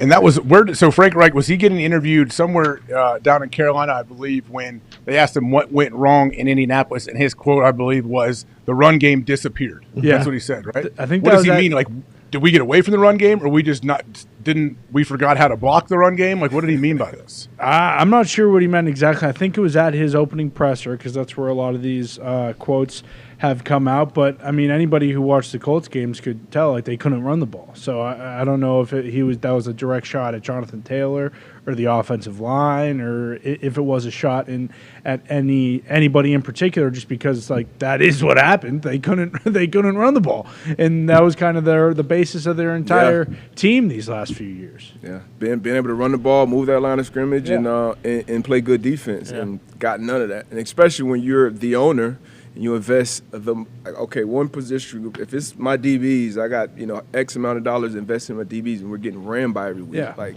what the fuck is going on? So that's exactly what happened with the Colts. You got all that money on the O-line, and you're not looking at after Jonathan Taylor was injured. But you're not looking at him, who was somebody's offensive player of the year conversation, like he's the problem. So I think it was. But in his part, he got to take some accountability with that too as well. You're the play caller, you're the head coach, you're putting those game plans in, you're putting those players in position.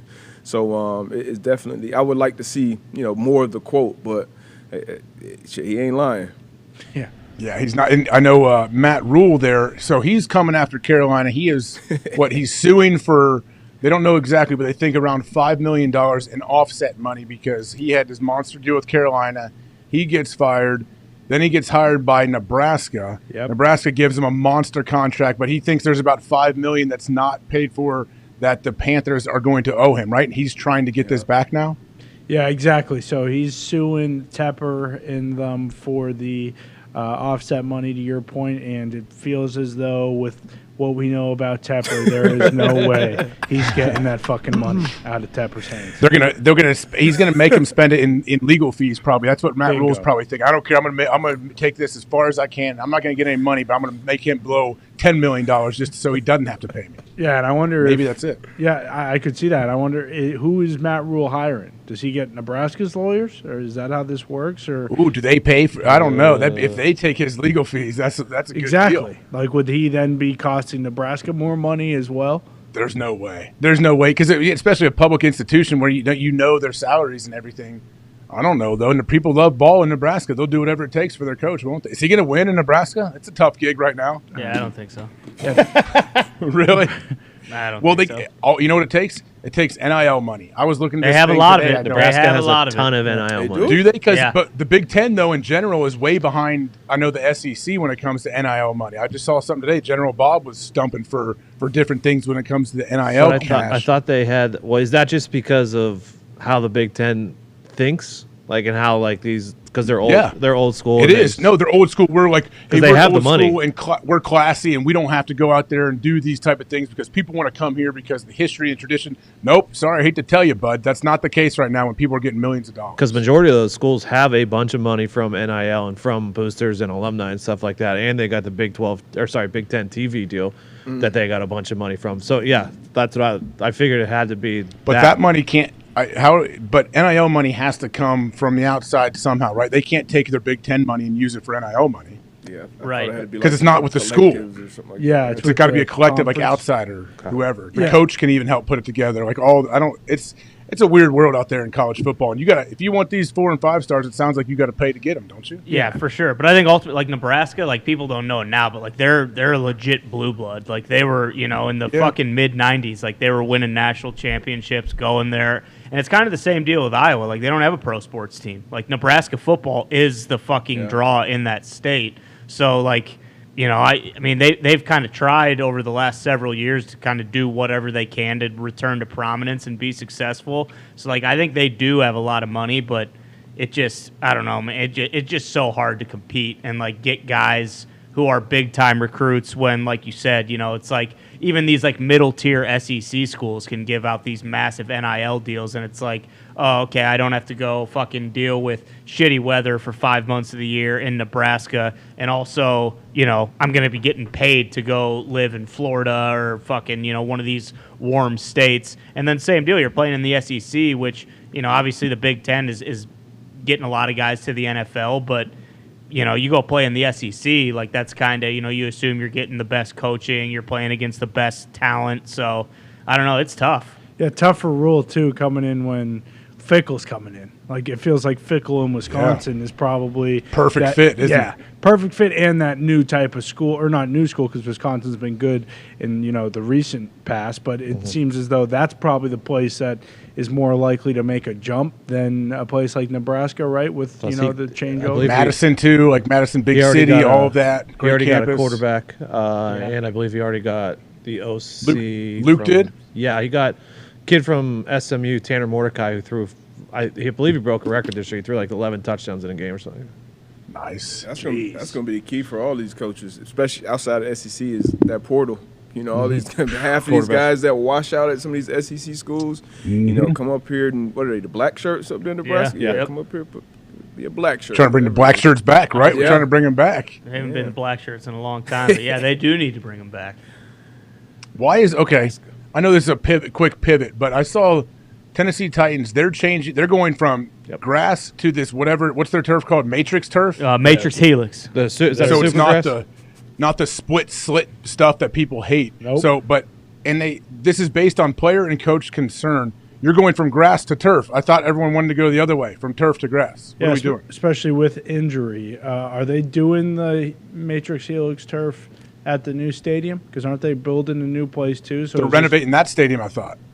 Oh, is it a renovation, or are they building? Is that who's the team that is spending $500 million to renovate what they have and not build a new one? Is that the Titans? I thought the Bills were doing that.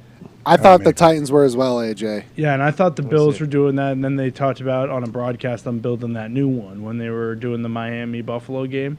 They were Tony Romo actually said this is where the new one. No, the stadium. The Titans announced plans to construct a domed 60,000-seat stadium in lieu of Nissan Stadium renovations.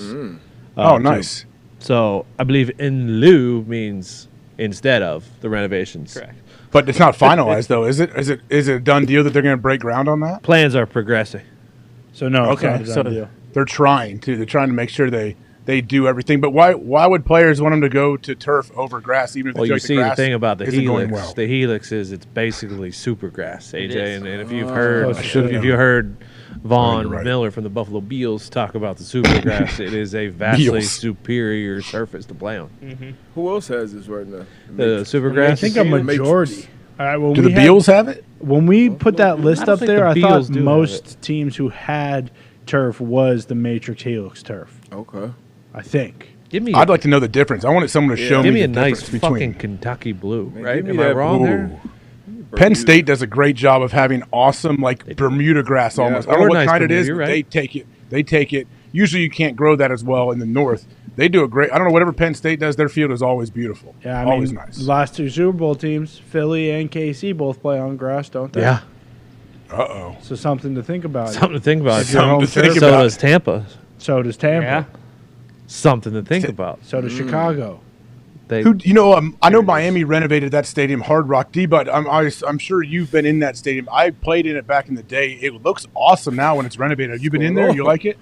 Sorry, I got. What happened? I got distracted. What happened? there was some What are you nail popping up on the polish. screen? Some nail polish. Nail polish video. Trying to find the list of Matrix Helix Pop turf it up there for the names. people to see. So yeah, this is just Sorry, with turf AJ, and I with, didn't mean to with drag grass. Got sidetracked with some toes. Yeah, not sure. Somebody got a foot fetish That's not over the there? one, yeah. No, but this doesn't specify what kind of turf Yeah. it has. But yeah, I mean, still half the stadiums have grass, taking out the Titans. But if grass, And more of them. if grass is like unkept and in shitty shape, like that's just as bad as the turf, right? I mean, like that's what they were saying about triple sticks is need. Like that's why it went kaput because the grass at FedEx Field in Washington I mean, was so figure shitty. it out. Seriously, just take care of that shit. We used to have some beautiful grass out here. Thank you, Troy. Beautiful practice grass. Get that Bermuda grass. I haven't played. I'm not familiar with the Matrix turf and all that shit, but give me some Matrix well-manicured Bermuda grass. I'll take that over anything. Makes you feel fast. Oh, feel yeah. great. You go out to warm up. It's like, oh, man, okay, I didn't know they had this sweet grass here. Well, some Feels grass, it's hard to tell whether you're in bounds or out of bounds. So I know that at Las I know you had an Vegas, issue. at least, Had an issue with that. they might be changing back to turf because they couldn't tell when people scored touchdowns or not.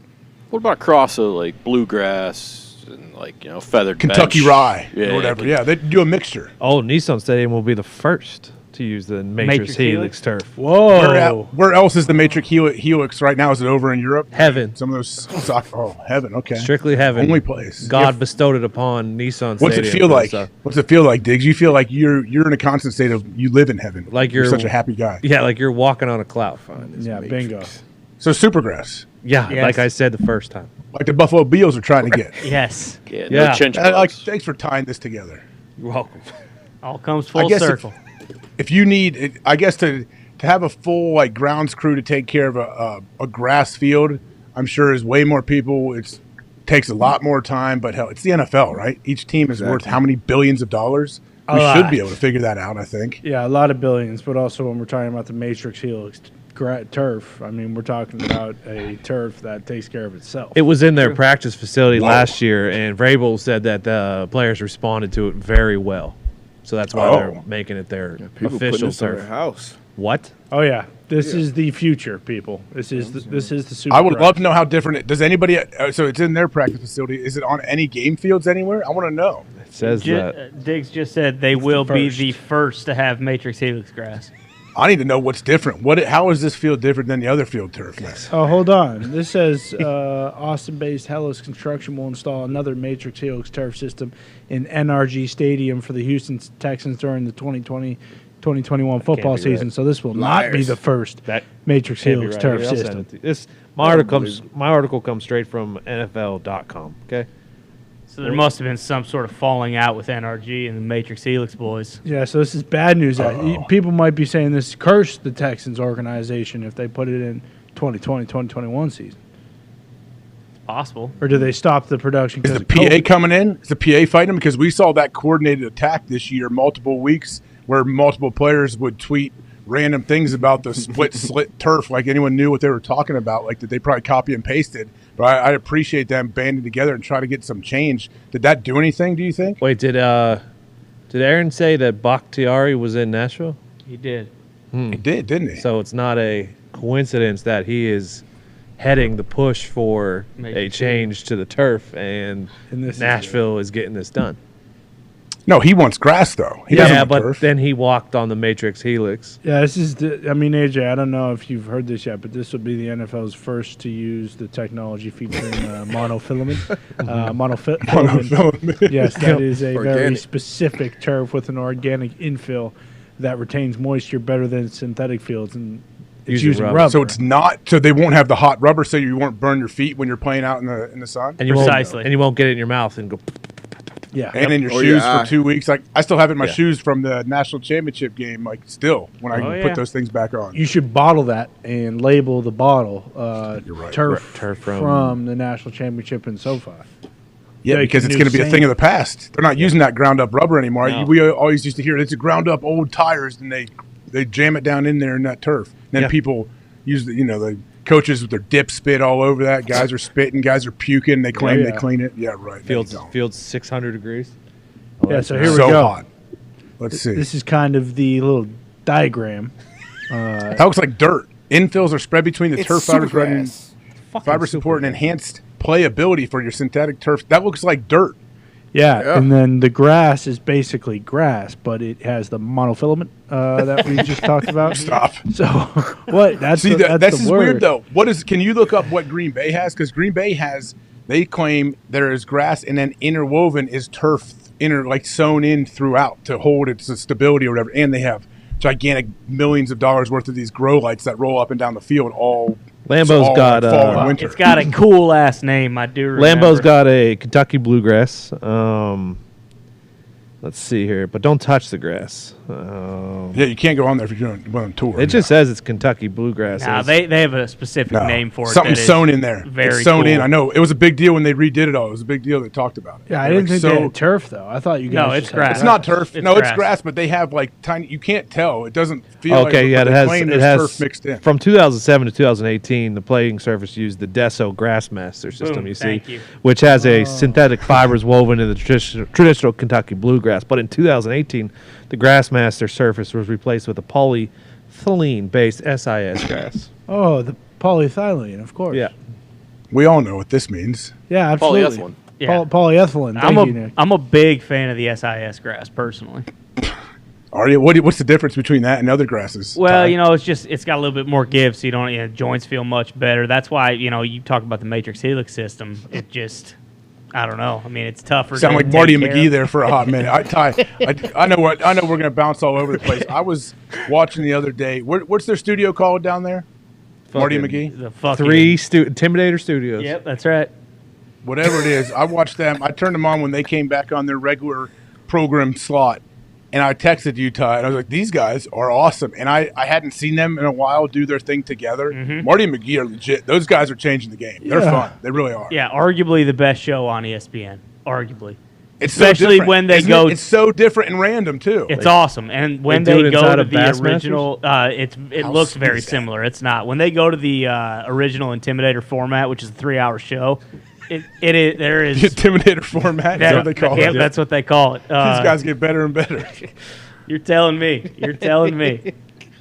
I should. I mean, I was always on the Marty and McGee bandwagon. You guys kind of helped me, I guess, re-energize me for their bandwagon and getting to hang out with them and talk to them a little bit. Definitely changed it. But I watched them. Those guys are changing the game. I told Marty, I told Marty when I saw him. I probably made him feel uncomfortable. I was like, man, you did this open from some NASCAR track somewhere where they started on a one shot and then they zoomed out and it was him standing on one of the corners, and they're showing how the track is so crazy. And they zoomed out. He did like a 90-second open and just annihilated. Reid was just talking and getting you juiced up for the race. Yeah. And I was like, I don't even watch racing, but I wanted to stick around for the race because of your open and how good you were. And he was like, oh, yeah, it wasn't that good. I appreciate you, though. Thank you. Yeah, he's one of the GOATs. I mean, did you apologize to him yet for causing him to drop his microphone at the national championship? When we flipped him? Yeah. He didn't drop it. He just had a quick bobble, didn't he? Yeah, did you apologize? Why would I apologize? How did I change it? You put it in his head. You planted that seed of doubt. Oh, what did I say? Oh, no, he said, anybody ever drop it? That's what he said. Yeah, and you were like, no, but you better not be the first one. And then he bobbled it. He laughed. He laughed with the bobble, too, and he's a true pro. It's how you recover. It's not if there's a mistake. It's like I trip and fall down the stairs all the time and different things around my kids. All the time, I can be a clumsy guy and knock things over, but I always seemed to like when I knocked Pat's big old jersey over. You see, I knocked it over, but I caught it before it hit smashed the ground and broke all the glass. You already broke the glass before that, though. Glass was already No, broken. there's no glass on there. You guys are all lying. You know that. You guys are lying straight to my face, trying to tell me I broke the glass. That's not true. I don't know about that. Why is Nick Bosa pissed? Why is Nick Bosa not going to watch the Super Bowl? What do you think? Well, let me just say right now, there are a lot of things being said about Nick Bosa on the internet. Oh, there more. Okay, I don't know. I know wherever this could Really? go. I don't know anything going on with super Nick rich Bosa right or- now on the internet. Like what happened? Joey. Yeah, Joey. that's sorry. Joey Bosa, super rich. Nothing, just, some of Nick Bosa's previous comments have been aired to light, and there's been a lot of things said about Nick Bosa. Well, look at the quote tweets on an Aryan Foster post on the internet right now. Sure. What do you mean? People are just saying stuff, but this was this was a Wait, Aaron question. Foster's a different situation. I know he got people up in arms saying it's scripted, right? Yeah. Yeah, but that was a joke. Does that have anything to do with Nick Bosa's what he's got going on? No, Nick Bosa was just saying he's not watching the Super Bowl because he was asked about the matchup. He's just like, yeah, fuck the Super Bowl, basically. Did you watch Super Bowl when you weren't in it? I lost 2 NFC Championship games. That's tough to watch the Super Bowl after that, for sure. Yeah, I did. That Seattle one. I mean, come on now. Yeah. Believe me, I have to use that as an example to my kids when they get upset about losing a game in 4th grade or 6th grade or whatever. I'm like, guys, Listen. Like my kids got really pissed when the Bengals lost the AFC Championship. They were crushed. Like my daughter, my kids don't. They're not super into everything. Like, they don't know a lot of specifics, but they like the Bengals. They want them to win. And my kids, my 2 oldest, were so pissed and crying, like almost crying, getting mad when the Bengals lost. I'm like, guys, I get it. I understand. But, like, we got to move on. We got to keep going. I was like, I lost that game twice, guys. It's the worst. Imagine being on that team and losing it when you are thinking, hey, I'm going to go to the Super Bowl here in another hour if we win this game. So you got to use it. I don't know. You never should get go over those back through the losses. history of the Bengals and their many, many, many, many, many failures to make your children feel better. Yeah. Well, no, because what have you done for me lately, Nick? That was before they were born. They have no idea. All they know is the Bengals that go to back-to-back AFC Championship. I respect that from your kids, though, like, because back when the Super Bowl was the standard, and the boys wouldn't make the Super Bowl or they would lose or something like that, or when they lost to the Packers in the Super Bowl, like, I didn't turn ESPN on for like a month after that. It's a month-long wait you have to do. Yeah, I get it. It did suck. I don't know, D, but I don't know how you felt. Like, if we got knocked out of the playoffs or whatever happened, I didn't love watching. I guess I was kind of a casual watcher of that, and then I would there's always something going on for people who have like little Super Bowl parties or people over, and I was not like dialed in like I am now. That's for sure. I know a lot of guys a lot of players would go to like the Super Bowl for like the events and the radio row and all the other shit. Like I'd never, like I'm like, unless I'm going as a player, I'm not going for that shit until I think my last year at Philly when they beat the Patriots. That was the first Super Bowl I went to as a player, and I kind of knew that was going to be my last year. But I still watched it. I still would watch it for the Deflategate game. That was the AFC Championship. We got beat. Patriots went on to the Super Bowl. Watched that one. But I feel like I always watched the Super Bowl though, even as a casual fan, win, lose, whatever. And then like we weren't like close, and then come down to the last drive, and like, oh man, we got our ass whooped. So it's kind of like, all right, we'll watch and see if they go on and win it all. What round did they lose your rookie year? What's that? Did the Patriots lose to the Jets your rookie year? No, my rookie year we lost to the Ravens at home, and then we lost to the Jets my second year in the divisional round. We had a bye week, like 14-2, I think, that year. That was the can't wait. That was the can't wait. Yeah, and we had That was blew them Bart out Scott, like really? fucking 45-3 or some shit on Monday Night Football, maybe 4 or 5 weeks prior to that. And then they got their get back. That was your Super Bowl year, AJ. Yeah, I guess it was. They all run together. My rookie year, we did not make the playoffs. So my rookie year in Green Bay, 2006, we started out 4-8. I believe we won our last 4, went 8-8, almost snuck into the playoffs, didn't make it. That was the year. That was Chicago and the Colts, I believe, when Payton got his first ring that year, wasn't it? Sexy in the Rexy. rain. Wasn't that in the rain? Yeah. Yeah, it was Sexy Rexy. And in Hell of a year. Chicago That's returned gross, the man. opening kickoff, and then Yes.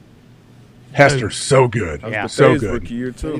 Yeah, you just reminded me, too, when the Packers did lose that Seattle game. I can remember New England fans being pissed because they all wanted to play Rodgers in the playoffs, and that never happened. Did they? How did that one never end? happened. I hate to bring up bad memories, AJ. We were up by a bunch, and then we had a meltdown, had an onside kick. You remember. Fake Nah, field goal legit, for a though. All this touchdown. shit runs- Remember all the of it, 2-point yeah. conversion where Russell just chucked it to the left corner Yep. and Luke Oh my Wilson was gosh, just I almost standing forgot there? about that. See it? No. No, it was the thing everyone Brandon Onside off the Brandon dude's head. Bostic bobbled an Oh, onside okay, kick. yep. Yeah, Jordy was right He was behind him. He was front line. Yeah, Debo. You know, like I was on hands my whole time too. I'm front liner, so my job, ball's kick. I'm going to block. Yeah. I'm going to hit somebody.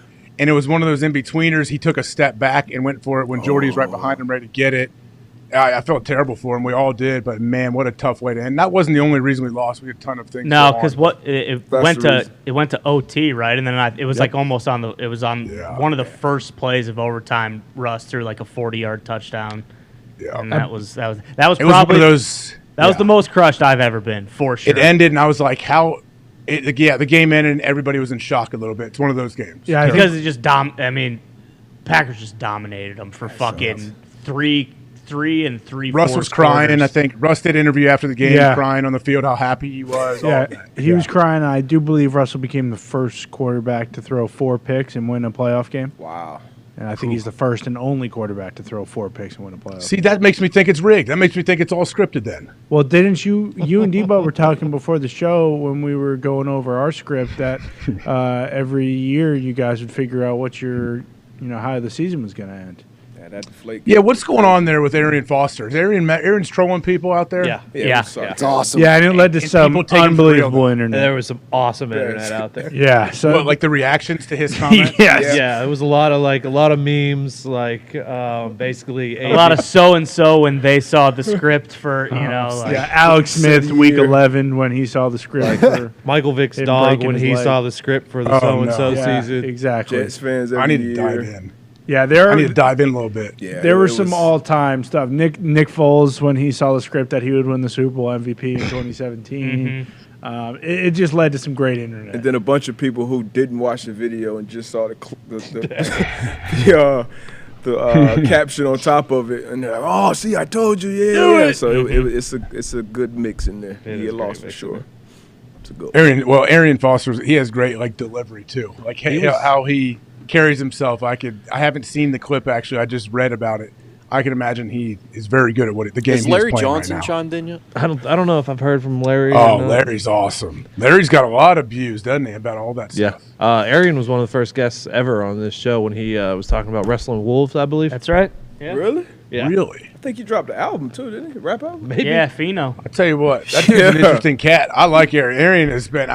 I've known him for a while. Yeah. And been around him a couple of times. He's an interesting dude, man. He's fun to talk to. Yeah, he mentioned in the video that practice was just going over what would happen in the script, so that they would go through every single game. That's what practice was all about. It was hilarious. Yeah, it was. So good. He had a Good for him. He had a stretch too. Oh, yeah. he had a True. stretch. Unreal. He was a late pick. I'm not sure, maybe free agent or 6. I think he was undrafted. Yeah. Out of Tennessee. Tennessee, Out of yeah. Tennessee, He was yeah. just so He was, smooth. we were in the Senior Bowl the same year, but he left early for some reason. But anyway, his I don't know how long that stretch was, but Houston, he was a problem. Like his jump cuts going from the fucking B gap to he was a fucking problem out of the back. And he's bigger than people think Yeah. too, man. You better figure it out once you get there because that dude will run you over. No Not question. to completely change, but it's just popped up. You were talking about Houston.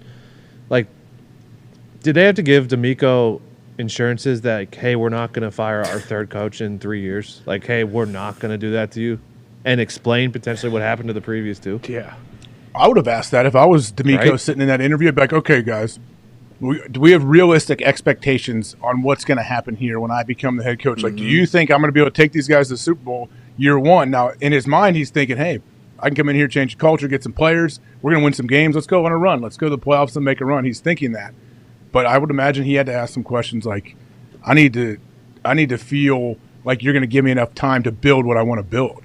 I think any coach wants that. But then all of a sudden, what if you start out 0-6 and Yeah, it's not exactly. even D'Amico's Very fault? possible. Like, you don't know. Yeah. Other Right. things, there's so many other things going on, especially it's always like from the top down. How is the ownership and everyone above you giving you what you need, I guess, to win? Yeah, That's the question. It helps him too, right? Looking around that division, that the Jags are kind of the only team that have everything together. Like, I don't know if the Titans are for sure going with Ryan Tannehill next year. Like, it's not as if the Texans are on, like, the bottom of a massive hill to climb in the AFC South. Like, at least it is favorable for them. And I feel like, obviously, Bengals, they go from shitty to the Super Bowl. And, the Eagles, they made the playoffs, but then they go all the way to the Super Bowl. But even when you look at, like, the Giants, where it was the Giants didn't really change their roster. They didn't really get anybody new. And Dayball just came in and basically completely flipped the culture. Like, it feels like DeMeco Ryans will be able to do that, and he gets to pick his quarterback. Like, that's a great situation where he gets to go through an entire draft with two top 10 picks. I forget 15, where they're 15 picks. Like, they have a great chance to do something, and who says they don't trade back and get even more, So And I feel like do they have room? Do they have some money to get some free agents as well? I assume. I think the only guy paid on their roster is Tunsil. Yeah, without that Deshaun Watson contract, for sure. And then I feel like from the Texan standpoint, it's the first hire out of the last three where you feel like it's like a legit hire. Like he could be here for a long time. Yeah, like Dave, that kind of came out of nowhere. It was a surprise when he hired him. And then Lovie Smith, I kind of remember when that process was going on. It was kind of like, he was in the building the whole time, and then he just I felt like kind of almost settled. I'll do it. Yeah, settled with Lovie, and Lovie's obviously a respected coach, been around for a while on the pro and the college level, I believe. But I feel like DeMeco Ryans being a hot name, obviously, being a player and a leader there, you see, how ecstatic J.J. Watt seems that he's getting the job. So I feel like they got the right guy. So I will hope, and already having that long-term relationship with the ownership group and the front office and stuff, kind of like Saturday, I would hope he would have a realistic timeline of, hey, this is my 3 to 5 year plan of where we can. He should get JJ coach. I feel like JJ will definitely be in that building in some capacity. Even Andre Johnson, I feel like a lot of the OGs will definitely come back. Matt Schaub. Schaub, maybe. Oh, yeah. Is Schaub still playing? Is Schaub on a roster right now? Yeah, I think so. He's playing for the Seattle Dragons, right? What? I think he's the starter for the XFL team this year. Yeah. The Arena League's coming back, boys. You see that? Hell yeah. I did see that. Arena League's going to try. Who's bringing it back? Bon Jovi? I don't know. Maybe he could be one of the. Him and Jaws. Him and- Remember Jaws was big on that. Oh, yeah. Soul. Philadelphia Soul, baby. Yeah, that's foolish because Dewey is going to put everyone down in the XFL. I mean, he hasn't won a lot in these last couple of years, so I refuse to think that he won't dominate. Dwayne Johnson hasn't won a lot in the last couple of years. No. He spent 15 You ever heard years. of Terramana? Listen, AJ, he that spent was my- 15 years of his life on Black Adam, and it tanked. Did he really? No, he didn't. That's what he said. That's from I'm still him, not confused. from me. This Black Adam character, is this a character in comic books from back in the day? Yes. So he didn't invent this character. He just wanted to take this character and make it a big time thing and make it its own franchise. Wanted to bring it to the silver screen, yes. Okay, well, those are lofty expectations. Those are tough. That's tough to do, To man. be honest, he Who's did take it to the silver screen, though. He did. Yeah, he just completely failed in what his expectations thought were. he Did it put the technically numbers lose out. money? Here's the thing. Oh, it lost like $300 million. Here's the thing, though. Terramana is worth almost $4 billion now. Yeah. No, shut up. Swear to No, God. it actually is. It's worth it. Dude, all much? those $4 billion. things. How do you think fucking Ryan Reynolds bought a soccer team? That's right. Well, I know like George Clooney and old Randy Gerber sold their Avion tequila for shit. a bill though. Yeah, $1 billion. but not they- $4 in- billion. Instead of mana. Yeah, and I believe that company, the Clooney one, they sold like 150. Casamigos. Yeah, they sold like 150,000 cases in a year, and then it got sold for $1 billion. And Terramana sold like 700,000 cases Casamigos, in a year. Clooney's? Where are you getting these numbers? No, this is just, I remember when we looked into this because I also Yeah. didn't believe that Terramana was that successful. I had no idea it was that big. And then, I yeah, remember that that. was the comparison. Was Casamigos sold for $1 billion, and it Listen. was 150, and that's how they said $4 billion. You Sell haven't- it, Dwayne. You Sell fucking that thing, burgers. Dwayne. You while haven't it's been to hot. the Bees on a Wednesday night for a Monterita? What's the bees? Applebee's. Applebee's. Oh, excuse me. What's the Do they serve it bees? there? I don't think they. I don't they think have I've seen Monteritas. Terramana served at any bar. Oh, bullshit. Any It's bar? everywhere. I gotta ask. I guess I've never. I don't know what to look for. Well, how would you know? Yeah, Yeah. what's Bob been drinking lately? I figure he gets one for every Anything lunch. they give him, anything they throw his way, I think he will drink. Hell yeah. He has no. He does not discriminate. Bob loves. He loves being like, hey, I'm gonna start out with a white wine, then I'm gonna go margarita, then I'm going a shot of What? Jack, then I'm gonna have an old fashioned, What? then I might have a Bud Light, What? Good call. Then he might top it off with like a Bailey's and Kahlua. Ooh, why? Then he might have like a decaf coffee that he pours vodka in or whiskey in. Does he spend? And then he just keeps going. And then he wakes up and he works out at 5 in the morning and does a radio show. Well, next time you're at the Finger Factory, ask them for a Monterita, okay? Yeah, and you forgot to What is mention the Finger Bob. Factory? You know. The Chop House. Chop House. Oh my goodness! I didn't know the shorthand we had for that. That's pretty good. Well, it's not I haven't been shorthand. there. Ooh. Urban just did a good Long podcast. Urban did a good Fingies all in podcast. there. Just did a good pod with All Things Covered. Brian McFadden and Patrick Peterson. Herbs Had him did? on there. Yeah, Oh, he had a- you he had- mean man-to-man's biggest competitor? Yeah, you mean the guys who hate? There's no competition. We're all doing our thing, man. But yeah. One of his clips is they asked him who was the best player he had ever coached, and undoubtedly Percy Harvin. He said, Really? all the guys, Not all John the Simon. teams, Thought it was Timmy Tebow's Tebow. and the not Pounceys and all the, Hayden said Percy Harvin. What happened to Percy? Headaches? Didn't Migraines. Yeah. Oh wow, Urban looks very happy. We know what he's doing. Isn't there a story? And I don't know if he's talked about this or if anyone on here can confirm it. But Percy Harvin, after they won the national championship, they were doing like a conditioning test, getting ready for the next season. And Percy Harvin said, "Fuck this! I don't want to do this." And the next day, they did 5-on-5 basketball for conditioning. What? Yes, that is a. I've never heard that. Yeah. Okay. So I can basically tell everyone that it's true, or are we saying that it's not true? I'll try 'cause to no one heard confirm it this? on the next break. Yes, please. Yeah, for sure. I never heard that. I don't see that going over with Urban. Herbs? With Herbs? Yeah, the college coach. I don't either. I don't know. But hey, he said that's the best player he coached. So Yeah. So if Percy knows? said it, Unless Percy gave him like his Bang Bros password or something, then Urban That's a might good have point. been Yeah. okay with it. yeah, Big maybe wet butts. yeah, exchanged Exactly. his condition test for a Brazzers account. Yeah, exactly. Yeah, that does actually make Seems a like lot a of fair sense. trade. For Urban. Yeah. You're telling me I don't have to? You guys just want to play basketball and I get to watch Lisa Ann videos all day? Yeah, sure. You know how many athletes Urban had? He recruited to Florida when he was coaching Florida. Too Those many. rosters were unbelievably talented. Yeah, I So mean, much team speed. There's the one like meme about the Florida Gators at, I think it was his last year, at one point had like, I mean, there was 14 or 15 NFL guys on unreal. there. Yeah, including Aaron Hernandez, both the Yeah. Pouncey brothers, Tebow, Janoris Jenkins, Riley Cooper, Major Wright, Cam Newton. Ohio State ones linebacker. too, AJ. The Ohio State ones were all NFL dudes. Yeah. You're right. Yeah, I mean, hey, Herbs knows how to win football games. He knows how to recruit talent. That is for sure. We know that. Oh, here we go. Is this real? I don't know. Where's this from? Who's tweeting It this? says You want me- Dern. Can you read it, AJ? Sure, I can read it for you, comment. Now, I don't know what this says, but I'm gonna try to. This is alleged, I guess. During off-season conditioning before the 2007 season, the team was running stadium steps, and at one point, Harvin, according to sources, sat down and refused to run. Okay, I haven't really seen that happen too much in my when I've played, but when confronted by strength and conditioning coaches, Harvin, who failed to return calls and texts to his cell phone to comment on the story, said, "This Shit. expletive ends now." Wow, that's a bold statement. The next day, a former player said, "We were playing basketball as conditioning." Okay. I mean, if I was the rest of that team, I would want to shake his hand and say, "Thank you. We get to play. Thank you, Percy. We were playing basketball. We're still getting a great workout, but it's much more fun now." Actually, Basketball conditioning is 5-on-5 is no joke. completely different also than though, football conditioning. I don't believe this too though, because I don't know many coaches that are going to be having Yeah. guys play 5-on-5 because that's when they're all Injuries. scared to death they're going to get hurt. Yeah, when you play exactly. basketball. Especially when Tebow runs his head into like the the post to the Do you know how many hoop. charges? Can you And he imagine? gets, like 65 Guys are taking stitches. charges. Pouncey's Yeah. out there playing Tebow hurt you. Tebow Taking took charges on I him. think 600 Ty's just charges. saying he's going hard in the paint. Yeah. You know, 2 hands on the ball, driving down the lane. Right. Jump Maybe stop, he pump goes fakes. too Yeah, fast. exactly. And smashes his head off the I post don't really and the net believe this falls con, down. man. I don't I'm not believe sure I that can one believe either. this con. It's not like I fucking wrote the article. What do you Where'd that mean come you can't from? believe I mean, this? pretty fucking You're quick. using the term It's from a article very fan-sided loose, article. You may as well have wrote it.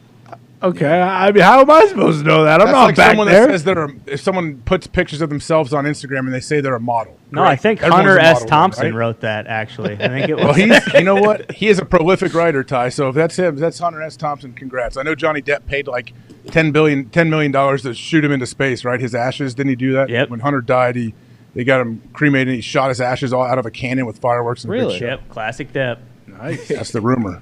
Johnny Depp's a stand-up guy. He is. That's what everybody says about him, right? Yep. That's right. That's right. Florida boy. Con, you know what? We're going to take a break. We're going to take a 5-minute break. Love you you, guys Johnny. take a break. Go do what you need to do, guys. There's a lot going on. Amanda Serrano will still be with us here at the 2:30 hour, as far as I know, correct? Hell yeah. Uh-huh. Awesome. She's an absolute savage and very Legend. fun to watch her beat up on people. But stick around. We'll be back. Everybody take 5. Big third hour coming up after the break. Hey, fight!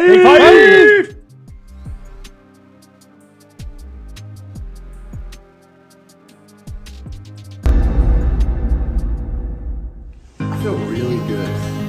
Like my body feels fresh, my mind clear. Like I'm gonna go do it tonight, I think, you know? Like I'm gonna go do it. 77,899 people going bananas. I thought I wouldn't be able to sleep last night. I thought that I'd wake up with high anxiety. That is not the case at all. I am so ready to get out there and do what I was put on this earth to do. I'll be walking out of that thing all. This is a big night because 11 years ago tonight, I had my match with Jerry Lawler at WrestleMania. Come on! Broadcast colleagues, same night, 11 years apart, could become the first undefeated broadcast team in the history of WWE wrestling. Not good. We will become. Only 2 superstars have actually commentated on the same WrestleMania that they had a match on. Pat McAfee joins that club tonight. Pontius is in and Party Boy's here. Pontius is here. Party Boy is in WrestleMania. Pontius' cheeks are out in WrestleMania. Now he's putting that thing up on Sami Zayn. I would like to say that that's the first time I've seen Pontius' ass, but that is not the case. Hey, look it. Weeman's here. Punches and bunches from Weeman. Weeman's so angry. Oh, look at this. Body slam. Weeman, body slamming Sami Zayn. Weeman used to kick himself in the face. Are you kidding me? Now he's body slamming Sami Zayn. You know, I've walked out that ramp into this setting probably 10 million times in my mind. There was a time where every time I walked out of a door, I was acting as if I was walking into a WWE arena. So tonight, whenever I feel that energy, just hoping that I don't have a heart attack immediately. I'm hoping that I don't get too gassed, and I'm hoping I put on a damn good show because I've been thinking about this for 23 years. Let's walk the grill and do this thing, huh? I'm prepared, I'm ready, I'm excited. Hey, who do you want to see tonight? I want to see Pat McAfee tonight.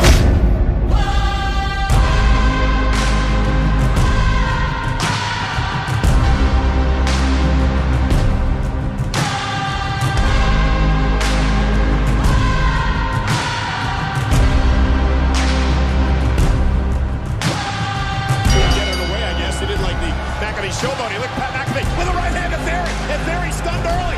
And now McAfee up over the top. McAfee with a spinning elbow. Moment. Theory's in trouble. Hurricane up here. And McAfee driving Theory right into the announce table. Theory bouncing off the announce table, and Pat McAfee's beating the hell out of Austin Theory. Kim and Sally McAfee watching their kid beat the hell out of a douchebag. You remember this? Oh, a little payback from Friday night. Get it, Pat. Hold these cows.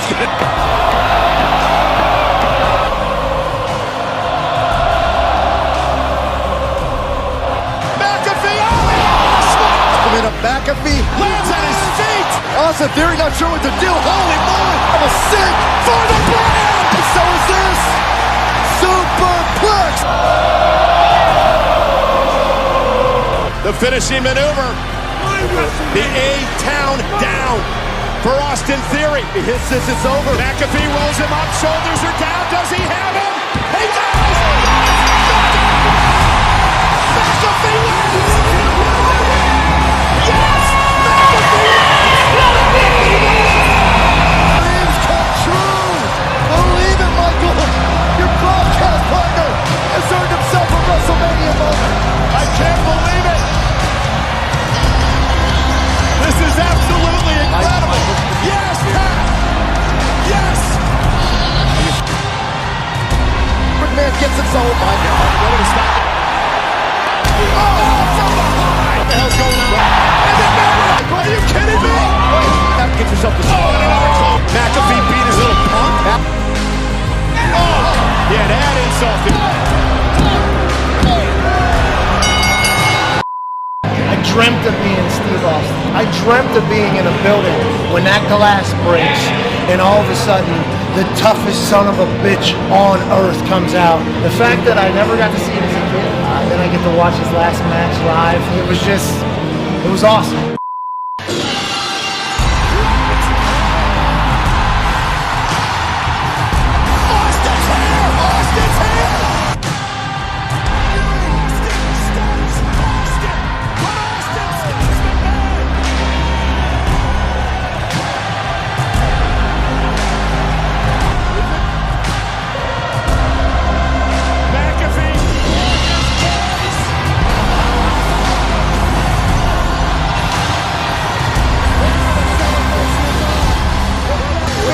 Match at WrestleMania and set the boom with the top.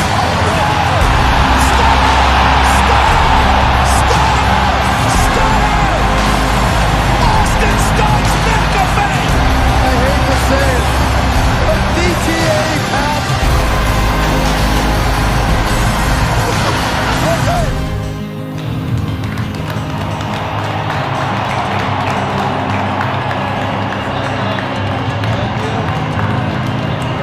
I got beer in my ears. Like, it feels like I got water in my ears. I got beer in both of my ears.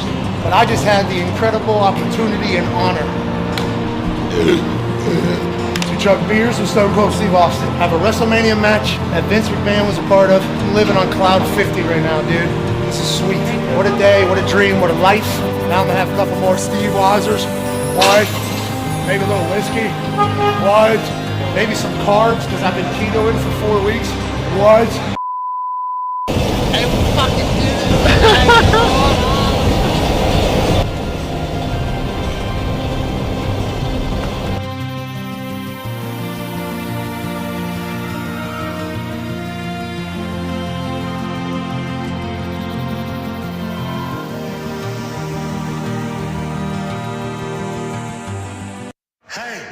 Why? Let's go!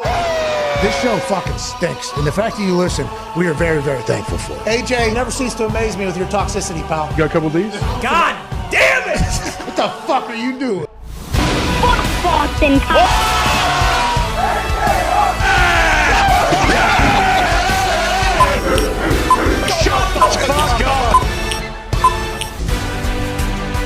Wednesday, February 4th, Pat McAfee Show. I am not Pat McAfee. He is at home now. Figuring some things out. He's got a little, some illness going on.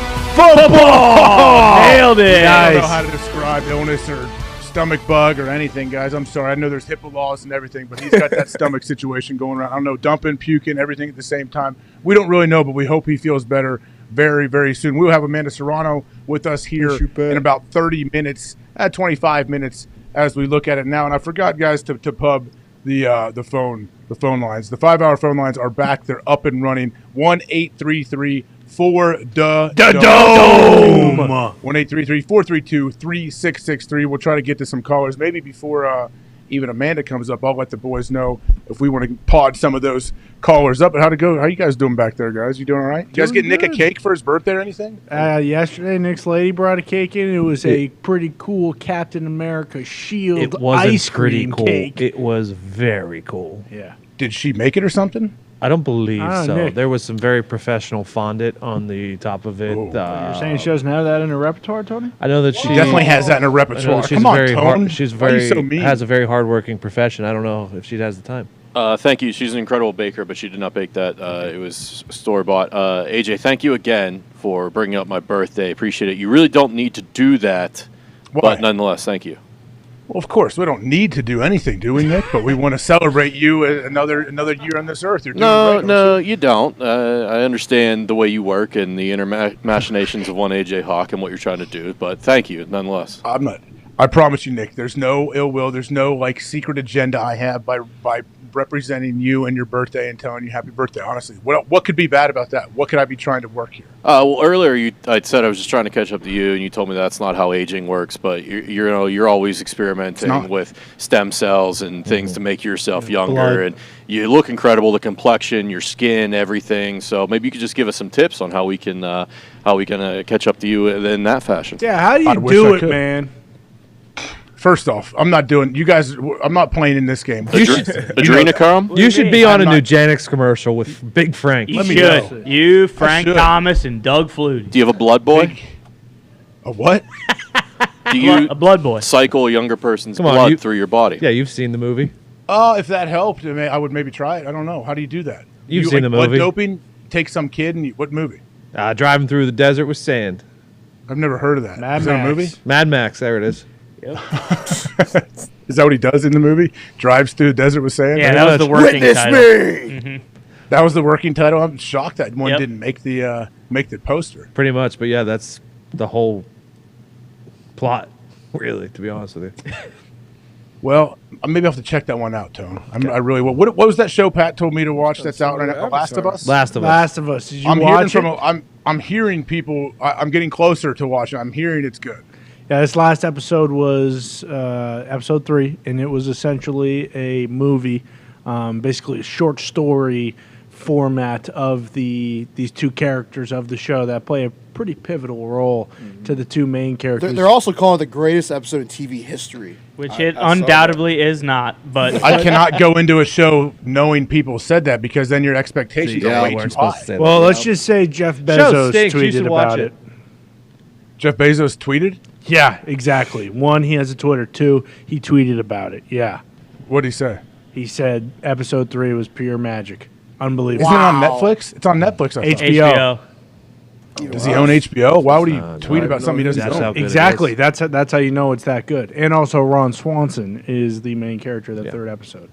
Well, I'm gonna. Well, maybe when the 4th episode comes out, and then I can really sit down and watch it and not have to just tune. Is it an hour long each one? The first one was an hour and a half. Second one was an hour. Third one was an hour 15. I have plans to catch up on the flight to Phoenix. bingo.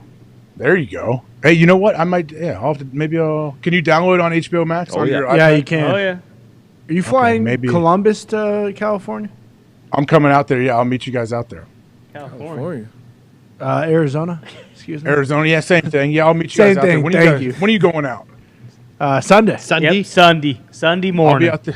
I'll be out there Sunday night to see you boys. It should be fun. Nice. Looks like it's going to be a great. I'm making a sauce. great I'm atmosphere. making sauce all day, so hopefully get there in time before dinner. Are Okay. you serious? Yeah, I'm doing the cutlets. Yeah, we're doing a whole entire thing like a Jersey Shore family dinner. Are we really? Yeah. I'll be out there Sunday night. Sunday not too dinner. late. I want to take part. I want to We'll be in the boil Sunday some dinner. chicken for you. Don't worry. Yeah, cut it No, up make with me some of rice. those cutlets. Put some cutlets with some pepper on there and some spices. I love that. You don't eat breaded chicken. bring We it know down. you I didn't say can't have breaded. that. You I didn't got say garlic bread. Yeah, I got the garlic rolls. Okay. Those are You delicious. can Or bread breadsticks. chicken. Which You one can you take want? chicken and put it in a Texas little toast. egg Texas wash, toast. and then put the little put the little deals on it, and then put it in the oven. It's not like you're deep frying it. No. It's still really good. No, yeah, that's exactly what we're doing. I'll dice up the version of- garlic. Parmesan. Just diced Are garlic. you guys serious? Or are you messing around? I feel like you're joking. We're serious. Why would we be joking about this? Does Diggs? I know Diggs is very Italian. Does he actually really cook like that? Yeah, I got a sauce recipe. He has good gravy. Passed down from generation to generation. The first Dickie Giulio who did it actually was in what was it, Dickie Tony? Giulio? Like the 1450s? How's he say that? Oh, way earlier than that, my friend. Okay. It was when the 300 brave souls unfortunately passed away, and then Sparta. Huh? Sparta. Yeah, and then they went 300. and they conquered, and then they came back, and that was when the first sauce recipe was created. That has been passed down for me. What? You heard him. Don't you Yeah, they disrespect. fuck with Sal How'd you Powell's say it? recipe. Oh, How'd you I say his can't- I name? can't Oh, imagine. Sal What? Paolantonio. What is? No, Did you get to definitely eat with doesn't. him, D-Butt? He did take me to his favorite pizza spot out there in Jersey. I have Oh. not eaten anything that Sal has cooked, but he has talked a few times about his cooking skills. So, He's a cooking guy, Yeah, oh yeah. Has to be. and he didn't cook I mean- for you one time. What's he Okay, gonna well, do? I Invite got D-Butt over. I got to call Yeah. bullshit that either he isn't a good cook, I mean, what one, are you supposed to do? or two, he just hates your guts. No, Two things. hey, invited me out pretty early in this. okay. Hey, but I got to take you to my favorite pizza spot. You know, you walk You in. guys go to the know. Bada Bing after? No. Just gave me some game, Nice. dropped some gems on Yep. me. That was Well, the gentleman's club, right? Yeah. Yeah. And Sopranos. Yeah. Bada bing. I listened to those actors talk about shooting those scenes, and they said how weird it was. They'd be like they'd have, I don't know if it was actually a real strip club, but I think they brought real adult dancers, and they would sit there and have to dance for 10 straight hours while they're trying to film these scenes. Oh, And it'd be boo. awkward. Boo! You gonna sit over there and touch your wiener con in the corner and be happy for 10 straight hours? Sorry, AJ. I wasn't really paying attention. This is a sports show, and this third hour has been off to a hot Last of Us start. You don't realize James Gandolfini played fullback at Rutgers? Yeah, you don't I did. remember that? I knew he played Well, fullback. he actually at never had the Rockhead. makings of a varsity athlete, so that's what Uncle June used to always Thanks, tell him June. that. Did he really? Yeah. Yeah. Yeah, but Uncle June was in the muff. I mean, rough. Oh, does Sopranos still hold up? Anyone go back and Yes, watch it? big time. Yeah, I've been trying. I really have. You don't think he does? No, I've never seen the whole thing start to finish. So I went back, started it. I think I watched too many episodes at once, and I lost steam. So I'm like halfway through season 3. I have been for about 2 years now. Okay. Well, we do have Amanda Serrano coming on Yes. a little bit as well, and she's fighting at MSG, and I know that's not exactly where Sopranos takes place in Jersey, I believe, right? Yeah, there's some scenes in New York as well, though. He goes and meets Johnny Sacks. Yeah. Doesn't his daughter go to He school does. in New York? Yeah, she does. She goes to NYU. Boom. Meadow? Was her name Meadow? Yes. Yeah. In the show, and her and Turtle hooked up. They got together. Bingo. That was an entourage, I Yep. thought. That was an entourage. See, they all run together. Were they at the same time? Entourage started after yeah. The Sopranos. Was there a time when Sopranos would run, and then directly after it would be? Sopranos would be on like 8 to 9, then 9 to 10 would be Entourage. No. You sure? Yeah, I think Entourage was before. Sopranos was always end of the night. Entourage was only half an hour. But same night though. So that's a hell of a night of appointment watching TV if they're both back to back. Absolutely. I mean, that was when HBO really had their fastball. They had multiple, hour-long dramas or, Entourage. They've separated them now. So, like, Oh, The yeah. Last of Us leads into Succession, and I'm pretty sure, I could be wrong, when Succession ends, is that when Game of Thrones starts again? Entourage started in 2004. Sopranos ended in 2007. So there was some. So we had a little bit of a run, a little bit of a crossover. D-Butt, did you watch Sopranos? I did not.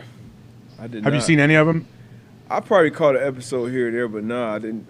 It was good. Too I busy enjoyed it. watching- It was back in the day, watching like film. Ty said. They were rolling. HBO had it figured out for a College? while. I don't know if I could go back and watch it now, though. I don't know if it would hold up for me or not. It absolutely It's- holds it- up. it's That's where definitely comes from. Oh, see, I didn't know that. You're right. It's a lot of great things that I didn't watch. I haven't watched The Wire. Great. Oh, See, I did. I Wire, went back and watched Sopranos. that a few years ago. Yeah. That Mom is butts. legit. Nah, That's legit. wasn't a big TV guy. Like appointment TV was never really unless it was sports. That was really the only thing I would show up and really watch.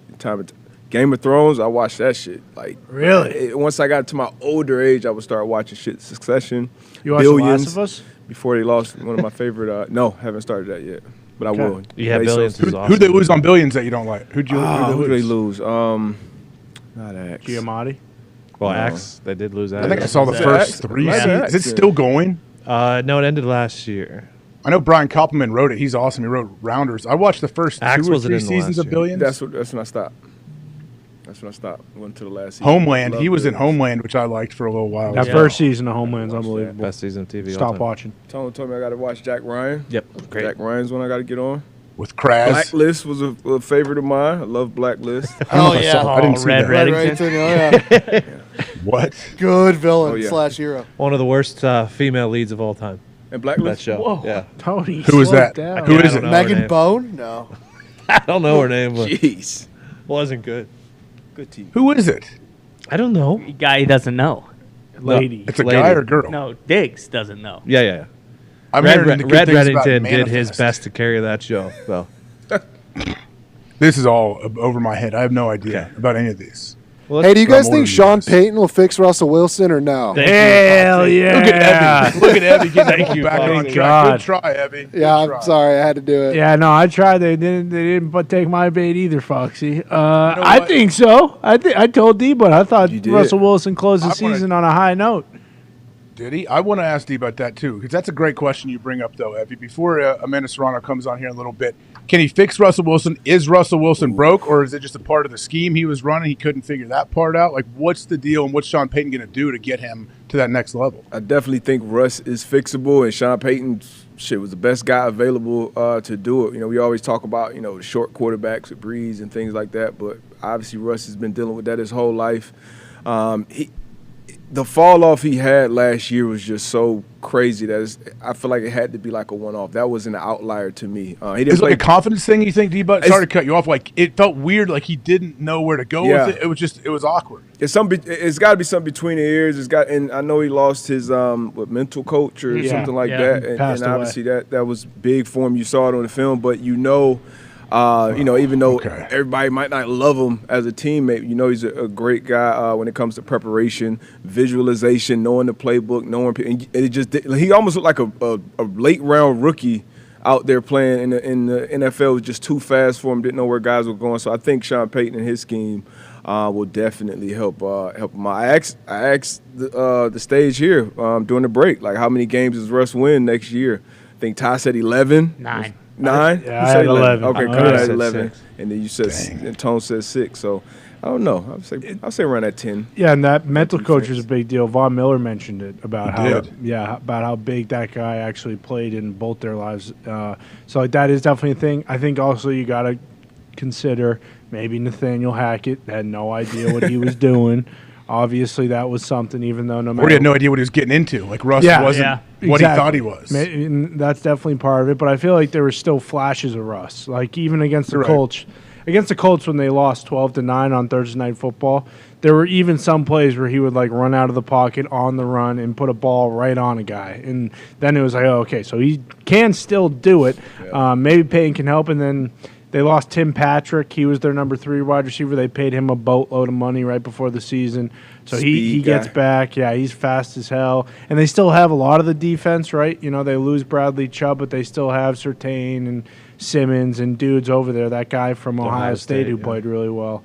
So I think the Broncos are going to make a run at it. I really do. I mean, that division's impossible to very, very tough to win in. Obviously, 2 teams already went there, and if the Raiders get like a Jimmy G or something, maybe they become a completely new team too. But I think he'll do well. I really do. I think it is interesting, though. It's going around right now when you look at Sean Payton's career resume compared to Mike McCarthy's, and it's almost identical. Oh, yeah. McCarthy, I think, has been to the playoffs 3 more times, but the perception that McCarthy is kind of just like a big dumb dipshit who lucked into having Rodgers be his quarterback, and you look at everything. But I think that's why I don't know, not everyone's saying it, but it's like, is Sean Payton really as good as everyone is giving him credit for, or is part of that kind of just like almost like a lackluster amount of candidates this year? Like, because it really did seem like he was up here, and then everyone else, in terms of at least on the offensive side of the ball, is kind of way down here. And that's what kind of happens when you. I feel like, at least when you step away from the game, like you step away and then you're like, okay, now you're the belle of the ball. This guy's out. He's got a Super Bowl championship.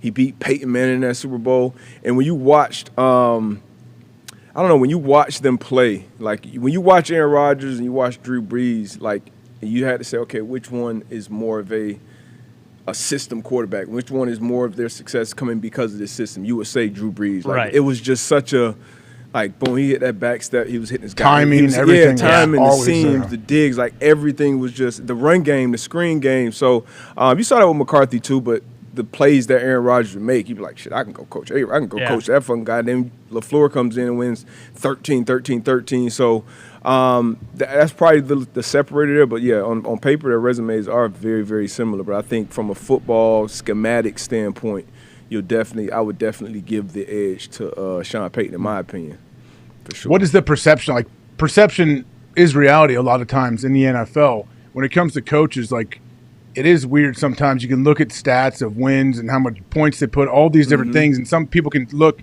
very similar on paper, but people don't view them as even comparable at times. Is it just because of the narrative that is built, because of when they do speak to the media, how they sound? Do people just feel like Big Mike's just a big Pittsburgh tough guy and Sean Payton's this guru behind the scenes pulling all the strings? What do people think? Well, even this year, I feel like, everyone kills him, but they don't really kill Kellen Moore at all. And he's gone. But the game management stuff, all that, it just seems like with the Cowboys, at least, anytime something goes negative, it's Dak and McCarthy. Mm-hmm. That's it. Whether that's fair or not, but McCarthy, he wins fucking 13 games, and people have been like, you got to shit can this guy. You got to get rid of him. Like, look who else is available. You got to go get Sean Payton. Like, I don't know if it's fair. Maybe part of it is because of the way things ended in Green Bay, like kind of sour there with, and you won the Super Bowl in 2010, and it was kind of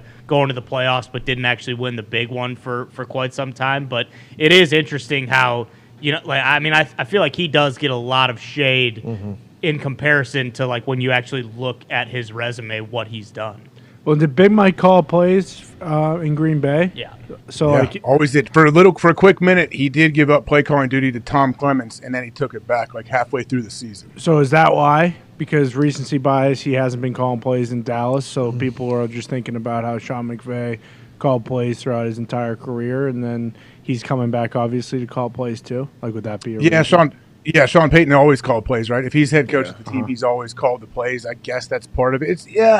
I don't know what it is, man. It is weird. It's just like whatever perception people have of different people that don't really know, but we watch on TV and we see them interact with their players and the media. Yeah. I guess we just form our own opinion. And people like when Jason Garrett was there in Dallas, though, people killed him all the time, didn't they? Called him a clapper. Yeah. Because that's all he did. But he obviously did a lot more than that. Man. Well, that spotlight. What?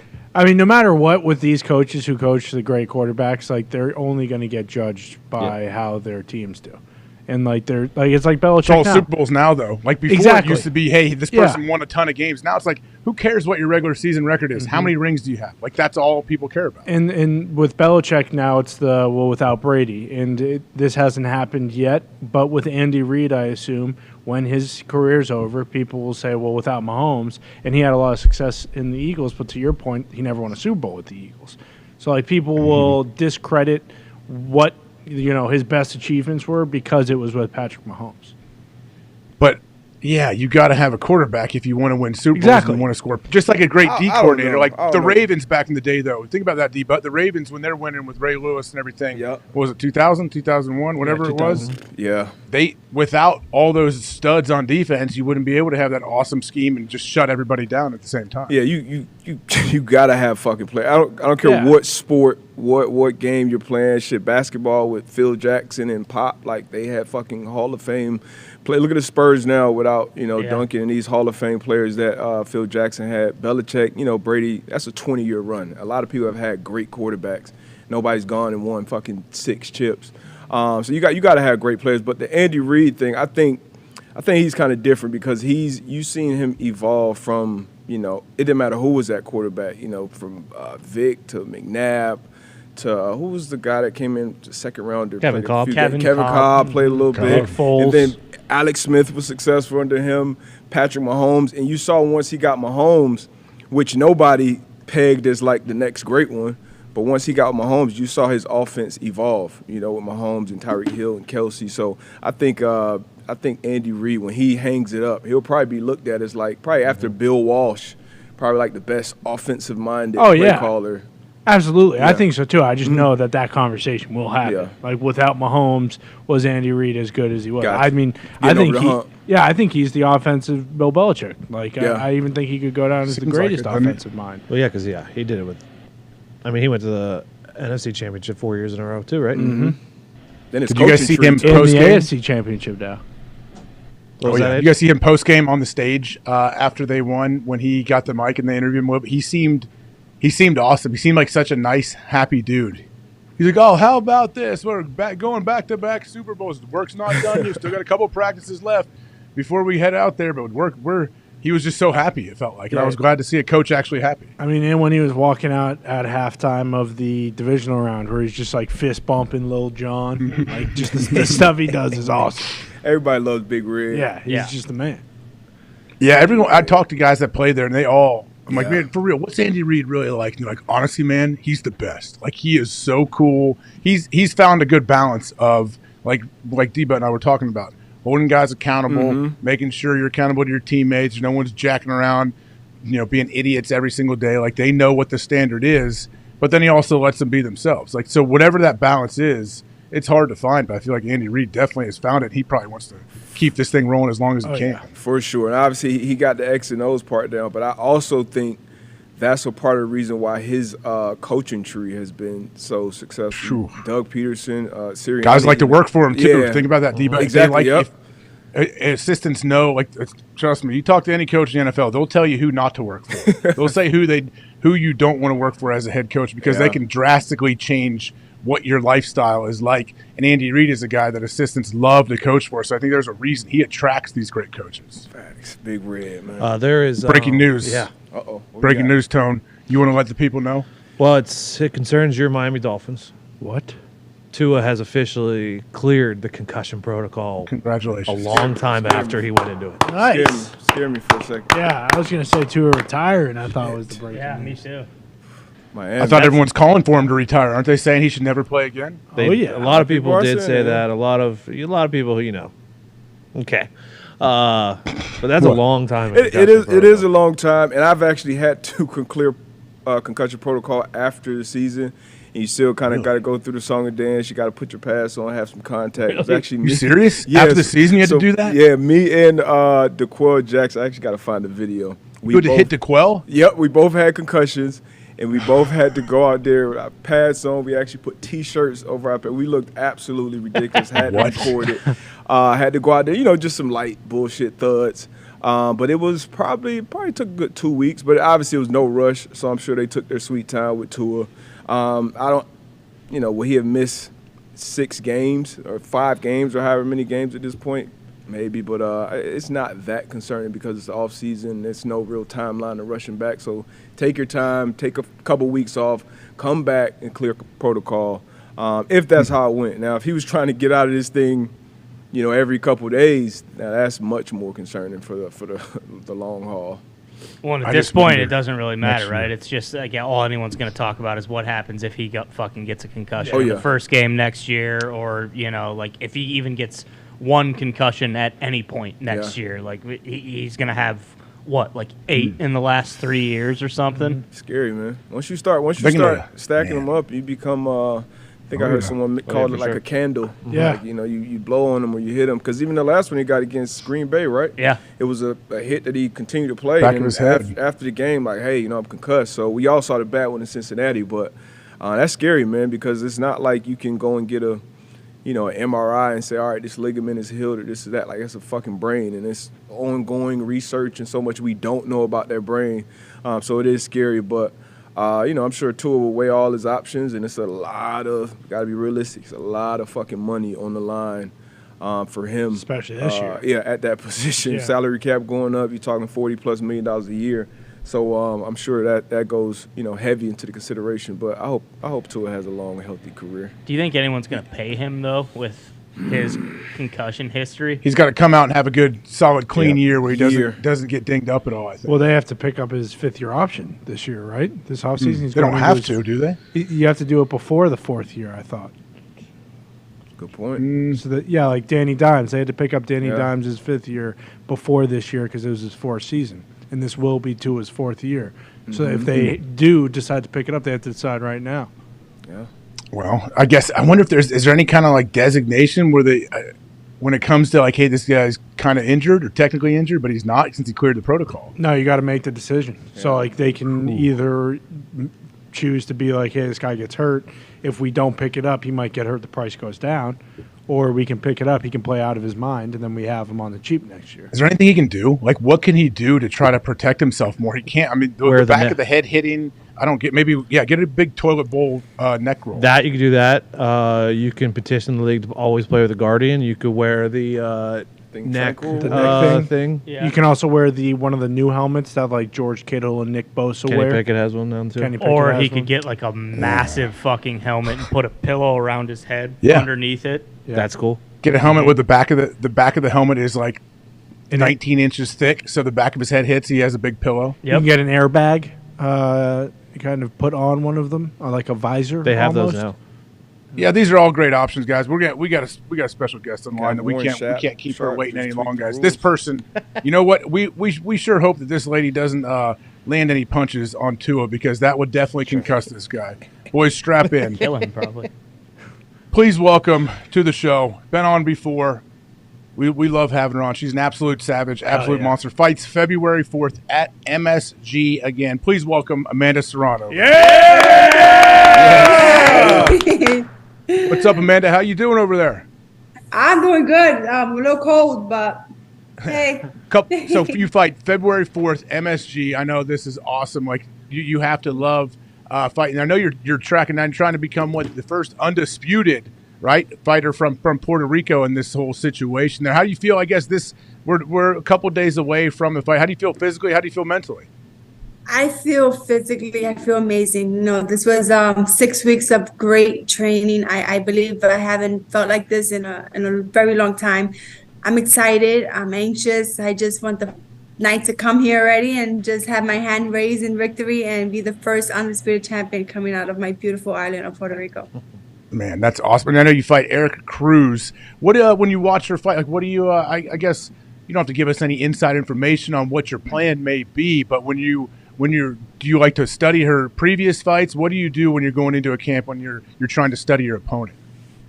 Well, I don't study my opponents. The team does that. I watch her fights like live. I don't rewatch it, but I know she's a Mexican champion, and that sums it all up. She's gonna she wants to become undisputed as well, and she's gonna come and try to dethrone me. But it's gonna be really hard because have the same mindset. I want to be the first undisputed champion, and I want to make a statement, and I want to show that why I'm the best at this division that I am in. You mentioned making a statement. So your record 43-2-1, but you have 30 knockouts on that, which is just an astronomical amount. Obviously, you have heavy hands. You wear on people, and you can absolutely knock them around the ring. It's got to be fun. Do you care how a fight goes? Do you care how you win a fight? Do you want to put on a show? Do you want to knock people out? Like, how does that work? When you want the knockout, sometimes the knockout does not come. So I just make sure that I'm ready for a 10-round war or less, whatever comes first. But I'm ready. I'm willing to go 10 rounds, warring with Erica Cruz if that's what it comes down to. But I definitely have the power, and I'm just the knockout. When it comes, it comes. Nice. Yeah. What about as far as your training? Has that changed over the course of your career? Like, did you used to spar a lot more than you do now? Do you continue to spar in training? Like, how does that all work? Because I know different fighters in both MMA and boxing have talked about some people don't spar nearly as much as they used to. Yeah, no, actually, this camp, I spar the most that I spar three times a week consistently for 5-6 weeks. That's a lot. That's a lot, right? Compared to most people. And with men and with a man, and it's not easy for me. I'm always at a disadvantage when I spar with these men because my sparring partner, he's a southpaw because Erica Cruz is a southpaw just like me. This will be my first southpaw I'm fighting. So I had to get used to that. Plus, he's 35 pounds over my weight. So and he hits hard. He's a man. So it's like, I'm always at a disadvantage. And I'm like, but it got better throughout the weeks, and that's how you know that you're improving and you're getting better. So I mean, sparring has been a lot. Running has been great as well. I've been running a lot more, and I also been doing a lot of recovery. I never done that for my body, and I've been doing it consistent for this whole camp. What kind of recovery are you getting into? I know that's like cold plunge, saunas. Yeah. We see a lot of these basketball, football players. What kind of recovery? Cryo. Yeah, I'm extremely afraid of the cold. So I did a couple of the cryo, right? Yeah. I done a couple of that, but I've been doing more of the sports massage with the a lot with the cupping and the with the tool, the metal tool off of Graston. The Graston, that hurts. Yes, it does, but it works, and it helped me out a lot for this camp. I mean, one thing for sure, my trainer, he said this is the happiest he's been because he hasn't hear me complain.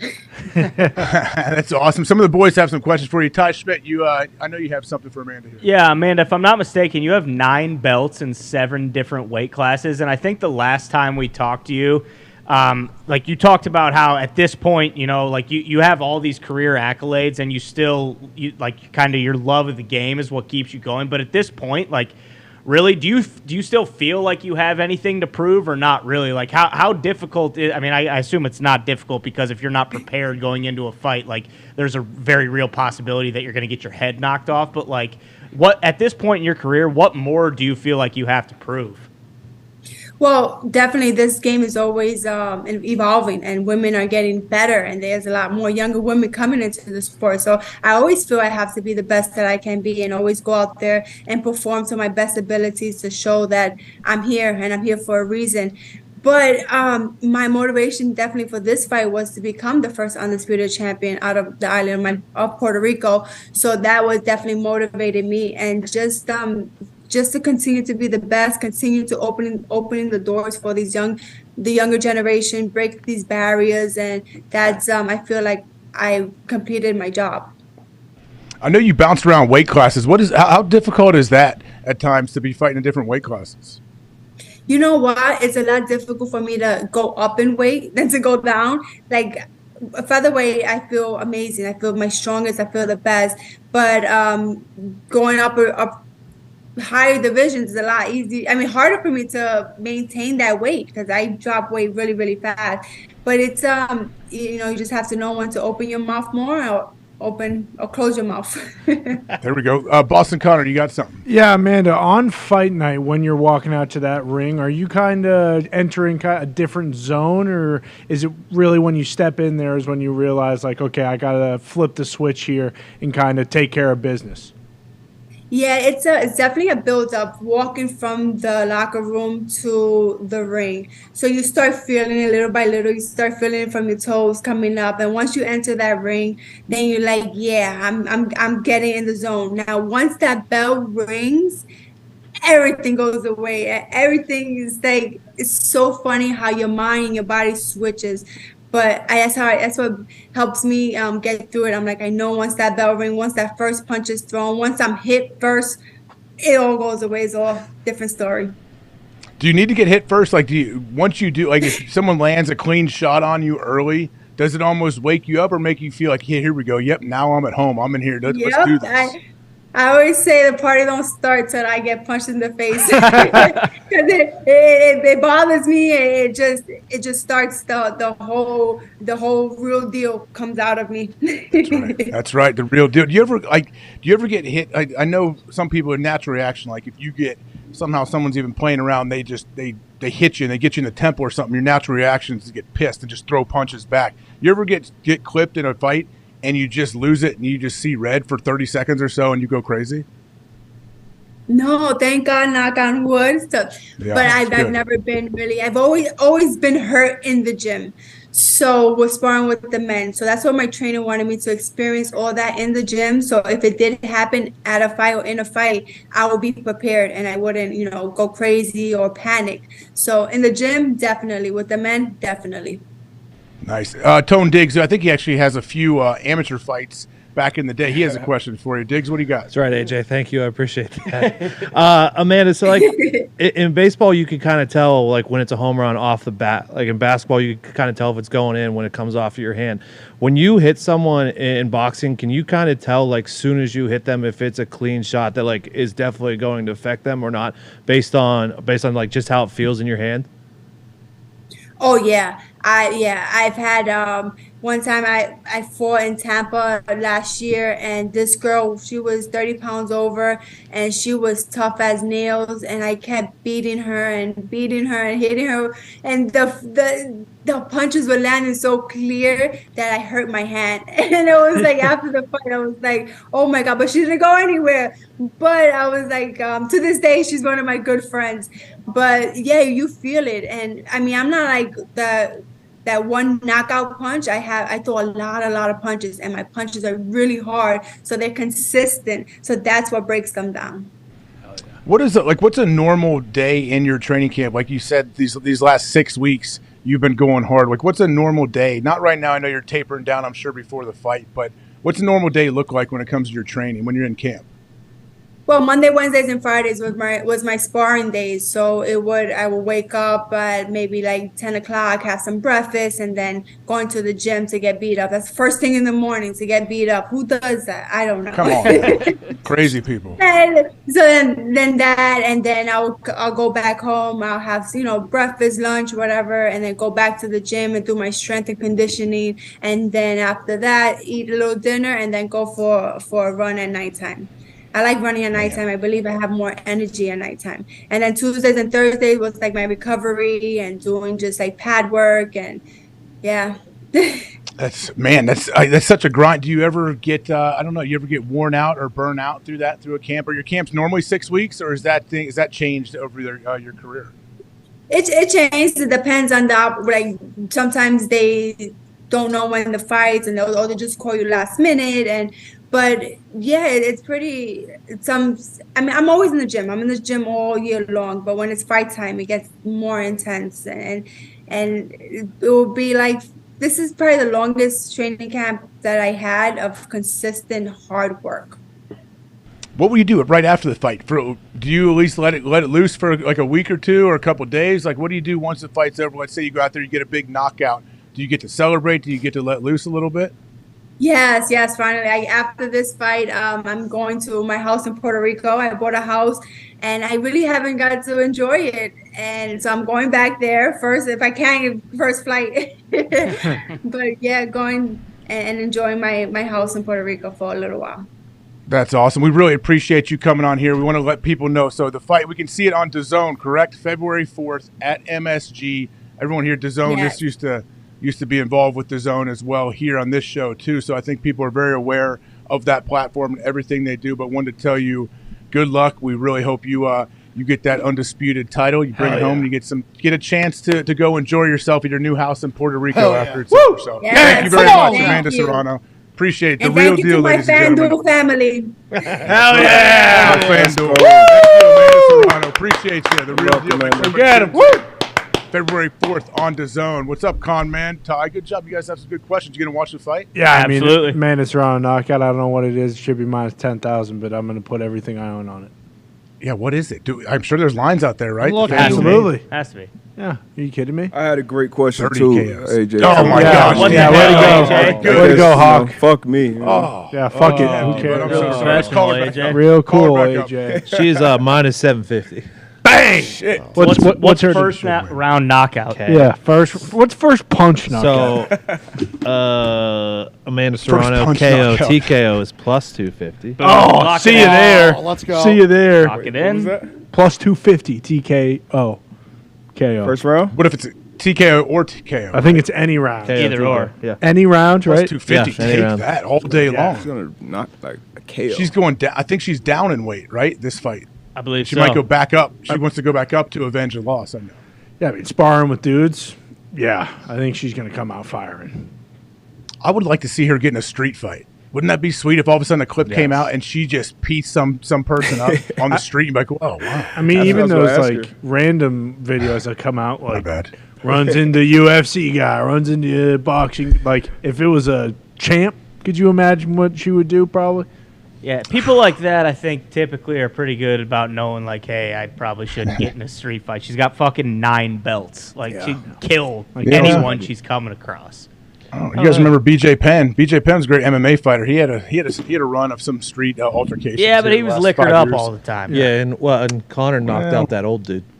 No, that wasn't me. Not Conor you. McGregor. Conor okay, McGregor. cool. Yeah, he did sucker Oh, at the bar. You're sucker right. punch that old poor bastard. Yeah. Remember that tight end from Oklahoma? Oh, that just was talking shit to 2 UFC brothers. And Those wrestler guys, the MMA guys in the bathroom, right at the frat party. Yeah. fractured his orbital bone. Yeah, Gotta check the ears. Yeah, check Yeah. the ears. Fucking ears. Do not mess with the wrestlers or the MMA guys. Hey, Z, you guys still got people potted up on the phone line? I know I mentioned it earlier. I think we should get to a few of those callers in the 5-hour energy phone. Yeah, should we just put a random one on for you?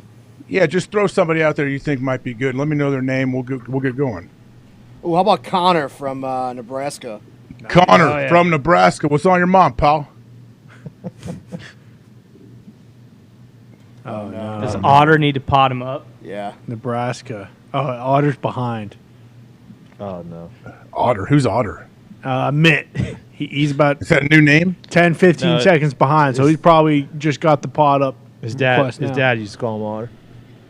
For what? I don't From know. there's a guy in Animal House named Otter. Is Yeah, that why? he's a devil in the water. I mean, he can really move like an otter. So Mitt? that's why. Yeah, oh, yeah. Kids I like believe it. Phelps. Oh, here you go. Oh, here he is. Here he is. He's sneaking on. Mitt? Oh, what's up, Mitt? He's potting them He's got a sweet up. haircut, too. There it is. Got Connor him. from Nebraska's on. Just sit right there, Mitt. You can Mitt sit in the finally chair, did his bud. job. How's it going? Keep it moving, boys. How Hell y'all yeah. doing? That's right, buddy. How you doing, man? What's on your mind? Hey, how do you think? Oh, y'all were talking about Matt Rhule in Nebraska earlier. I feel like Nebraska could make a good turnaround. How do you feel about that Matt Rhule move to Nebraska, and do you think they could contend for that Big Ten West title? And one more thing for Ty. Go big motherfucking red. Fuck Iowa. It's the same thing. Iowa State fan? No, it's the Or same thing if Nebraska you fan? are an Iowa State fan, though. Like, if you are a Big Ten fan and you actually feel that way, like, you're a douche. You know? Like, I guarantee, like, no Iowa fan gives a shit about Nebraska, but it's the same thing as Iowa State. I appreciate it. You know? But again, Nebraska is also a Big 12 team. Like, they ain't a Big 10 team, so. Can he bring him back, though? Can Rhule bring him back to where they once were? When were they rolling? Like, early 90s? Is that right? Yeah, They had a mid early 90s. Yeah. Fucking Tommy Frazier, and then Scott Frost was good there. and then Eric Crotch. Yeah, didn't Rhule kind of turn Baylor around in a season, or did that take a couple Absolutely. of years? How long did that take? It didn't take too long. I know that. I called a game there early on in his career. He took the D coordinator with him, didn't he? Yeah. From Yes. Carolina that traveled with him from Baylor and everywhere else. No, I think he's actually retired. No, he retired. Oh, yeah, yeah. Phil Snow. Yeah. Who was there Oh, right Phil before? Snow Was it retired. Browse right before? Yeah, Art Briles. Yeah, and they should have basically gotten the death penalty for what he did. Yeah, but I was going to say. Definitely. What did happen with them? he was basically just letting people like sexually assault whoever they Oh, wanted no. to, and then just terrible. sweeping it under the rug. Are you serious? Yeah. Yeah, and then that's how Sean Oakman got crushed, is that he was falsely accused, and then it wasn't until Oh. years later. That was the big. Yeah, he was number 2. Yeah. He was so the picture at the coin toss right there. I always thought was Bingo. fake, and Yeah. it's real. It's really him. Oh, Real yeah, human. bingo. Yeah, and then, he was basically never played again. I think he plays in the CFL now. Well, it's an uphill battle for Matt Rhule, no question. I think it's. Yeah, I tough understand the conference. hire. You want to bring him in. He's kind of a big name dude. Comes from the NFL, even though he didn't have a ton of success in the league. He's had plenty of success at the college level. But yeah, can he recruit those big time players? Can you get them to Nebraska? Do they have the NIL money to get those certain players that it takes? I don't know. Time will tell. But how much time does he have? Even though they gave him a monster contract, didn't they? 6-7 years. Yeah, Yeah, he's but probably how long did Frost get? I mean, he sucked from the moment 3? he got there, and yeah, I think so. So he's got plenty of time. Where's he now? He might be no, taking where's a year Frost? off. Yeah. Is he hanging out? Fishing somewhere? Yeah, he was a hot name, man. He Damn. was. Man, he was. He should maybe go to the NFL.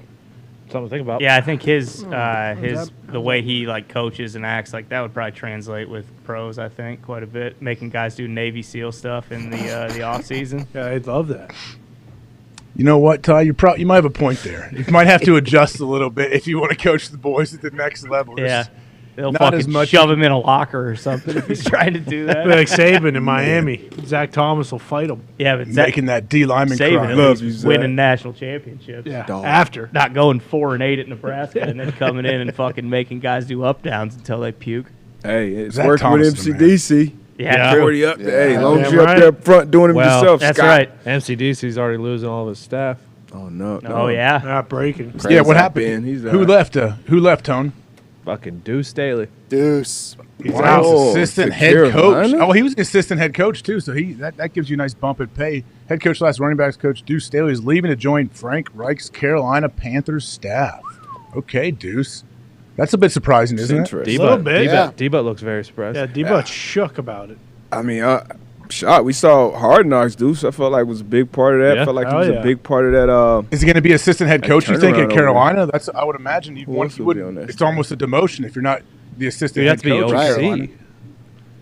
He's going to be the OC there? No, I said he would have to be, right? For an upgrade. That was joining my the first staff. thought, Yeah, Tone. that would make sense. I thought everyone was staying. I thought they were building something special there. Well, they are. I mean, Ben Johnson stayed, and he could have been a head coach of the Panthers, from what everyone said. So it's what happens when you win games, boys. This is new for the Lions. It's awesome. Aaron Glenn's been getting interviewed, so He's good still- for yeah. Deuce. I assume it's good for him, right? Do you think he didn't maybe get along with Jamal Williams because he didn't want to watch Naruto with him, so that's why he left? That could happen. I think he's a big reason why Jamal scored so many touchdowns. Yeah, but also the Naruto. Is Jamal Williams still there? Or is he a free agent? I think he's still there. Yeah, Yeah, but I one more think year. they might have to pay him. Okay. I forget. Really? Definitely going to have to pay him. I mean, he scored 19 touchdowns. Yeah. Yeah. Beat Barry Sanders' You're getting record. paid. Swift. Hey, did let's look jump back like to he the wanted 5-hour punch in energy the phone face. lines. Do I Otter. have to click this? I don't know. Yeah, No, you wanna- Gator in Florida. There's a Gator in Florida that Zeke told me about. I think we should paw it up. He's next up. Gator? Is that right, Zeke? Yeah, I think Mitt is doing it from inside, but let's see if that works Nice, for him. Mitt. Look at you. Where is Mitt? He's never on camera. Smooth sailing. He's in he's got a the. room. Is he back with Bill? He's in the phone room. No, he's in a his different phone room room. over here. Bill's back over He's there. got his own phone booth. Yeah. I know Bill has his own cave back there. Yep. Yeah. I have a feeling Mitt's having a problem with it since it hasn't. Yeah, this is just as smooth as it gets. Oh, there you go. There you go. Gator? Gator? You there? Gator from Florida? Texas, ain't no Florida. Hell yeah. yeah. Texas. That's The on- fuck, That's AJ? on me, Gator. Hook 'em. Long way from Texas. That's right. Motherfucker, Houston, Texas. Yeah. We got D'Amico Ryans in the house now. Woo! But I'll tell you what, though, I guarantee it, that first team meeting, he's going to have Brian Cushion and J.J. Watt kicking What? down that door, busting helmets, bloody nose, What? bringing in the new coaches. He's talking about biting kneecaps. Man, we'll come out inside your head. What? Hell yeah. I tell you what, Nice. I respect Gator's energy, Gator's So do passion I. for the Houston Texans, and you brought up a great name that I think we haven't heard in a little bit. Brian Cushing, absolutely get Cush on the staff. Head Like, strength he was coach, probably. He was a strength coach. He was an assistant strength coach there for a few years. He hasn't been recently. They had quick I wonder if results. you could bring him back. They had really quick results when he was a strength coach, like abnormally quick results. Yeah, like almost as good. He's awesome. Yeah, overnight, really. I don't know what you're implying. The dude just set the tone, the 4 culture. 6 weeks. Yeah, 4 to 6 weeks strength coach. Yeah, exactly. I love Cushing. Yeah. Cushing is an absolute savage. I believe there was a recent photo of you, AJ, that got sent to the group. Did What? you happen to see this? Oh, what is that? Oh, Zeke can pod it up here. He's pulling it up. Pretty I'm sure unbelievable. it's great. I'm sure it's really good. It Yeah, is. I mean, this is a top 5 photo right here. Pat sent Oh, this Ronnie in. Lott. I see it, Ronnie Lott. Yeah, and That's Miko right yeah, here. yeah. Come on. What's this from, H? Yeah. Who's that right in front of you, AJ? Virginia Tech. No. What's his name? Not what's. No. That's what I'm trying to jog my memory at the moment. Remember his number? What's this from? Number 9, not number 9. That's from the Ronnie Lott Award or whatever, I guess. D'Amico won that, I 2005 think. Stevens Hall. I'm pretty sure D'Amico got that. Won that. a DB. Look at D'Amico. You talk about somebody that doesn't age. D'Amico looks the exact Yeah, he same looks now. the as same. he No did. kidding. I mean, That AJ, guy's you look awesome. younger now than I was you gonna did in yeah, that photo. You look much better now Right. than you did I there. tell you what. Hey, I'll take it. So Whatever. Vince Hall? Look at that rented suit. It's a rented tux or suit they gave me. too. D'Amico did win it in 2005. I'm trying to figure out who was. Daryl Tapp was his name. That's right. Yeah, it's Daryl Tapp. That's Daryl Tapp? He was Daryl awesome. Tapp. Great dude. I like Daryl Tapp a lot, actually. I mean, look at Yeah, that. fun award show. I think that was out in L.A. somewhere. How pissed were you when you left and you didn't win? Did you destroy the hotel room you were staying at? Yeah, I trashed the place, threw everything out the window. I had to pay actually Ohio State had to pay like $50,000 because I trashed my room. That makes sense. No. Did you FaceTime with Jimmy? How many free tattoos did you get there? With Jimmy, who you talking FaceTime with Jimmy Tressel? No, Jimmy the alligator. Oh man, you know what? Honestly, it's probably part of the reason why I didn't get that award. Jimmy, I think, died like a month before that picture, probably 2 months no. before that picture. Damn. So you, Yeah. Sorry for your loss. you had some of Sorry, the worst AJ. games of your career. R.I.P. No, I think they probably just felt I was just walking around moping like in a fog, in a haze, and they probably said, "Don't ever give this guy anything. He makes seems sense. like a turd." That But it was makes all because sense. Jimmy. Sad of Jimmy. Yeah. What about you, Con? Do you have any? No. Before you ask a dumb question, do you have any pets growing up, Con? Yeah, When I you had were in all the yacht sorts of club- pets. In the yacht club growing up, what kind of animals did you have?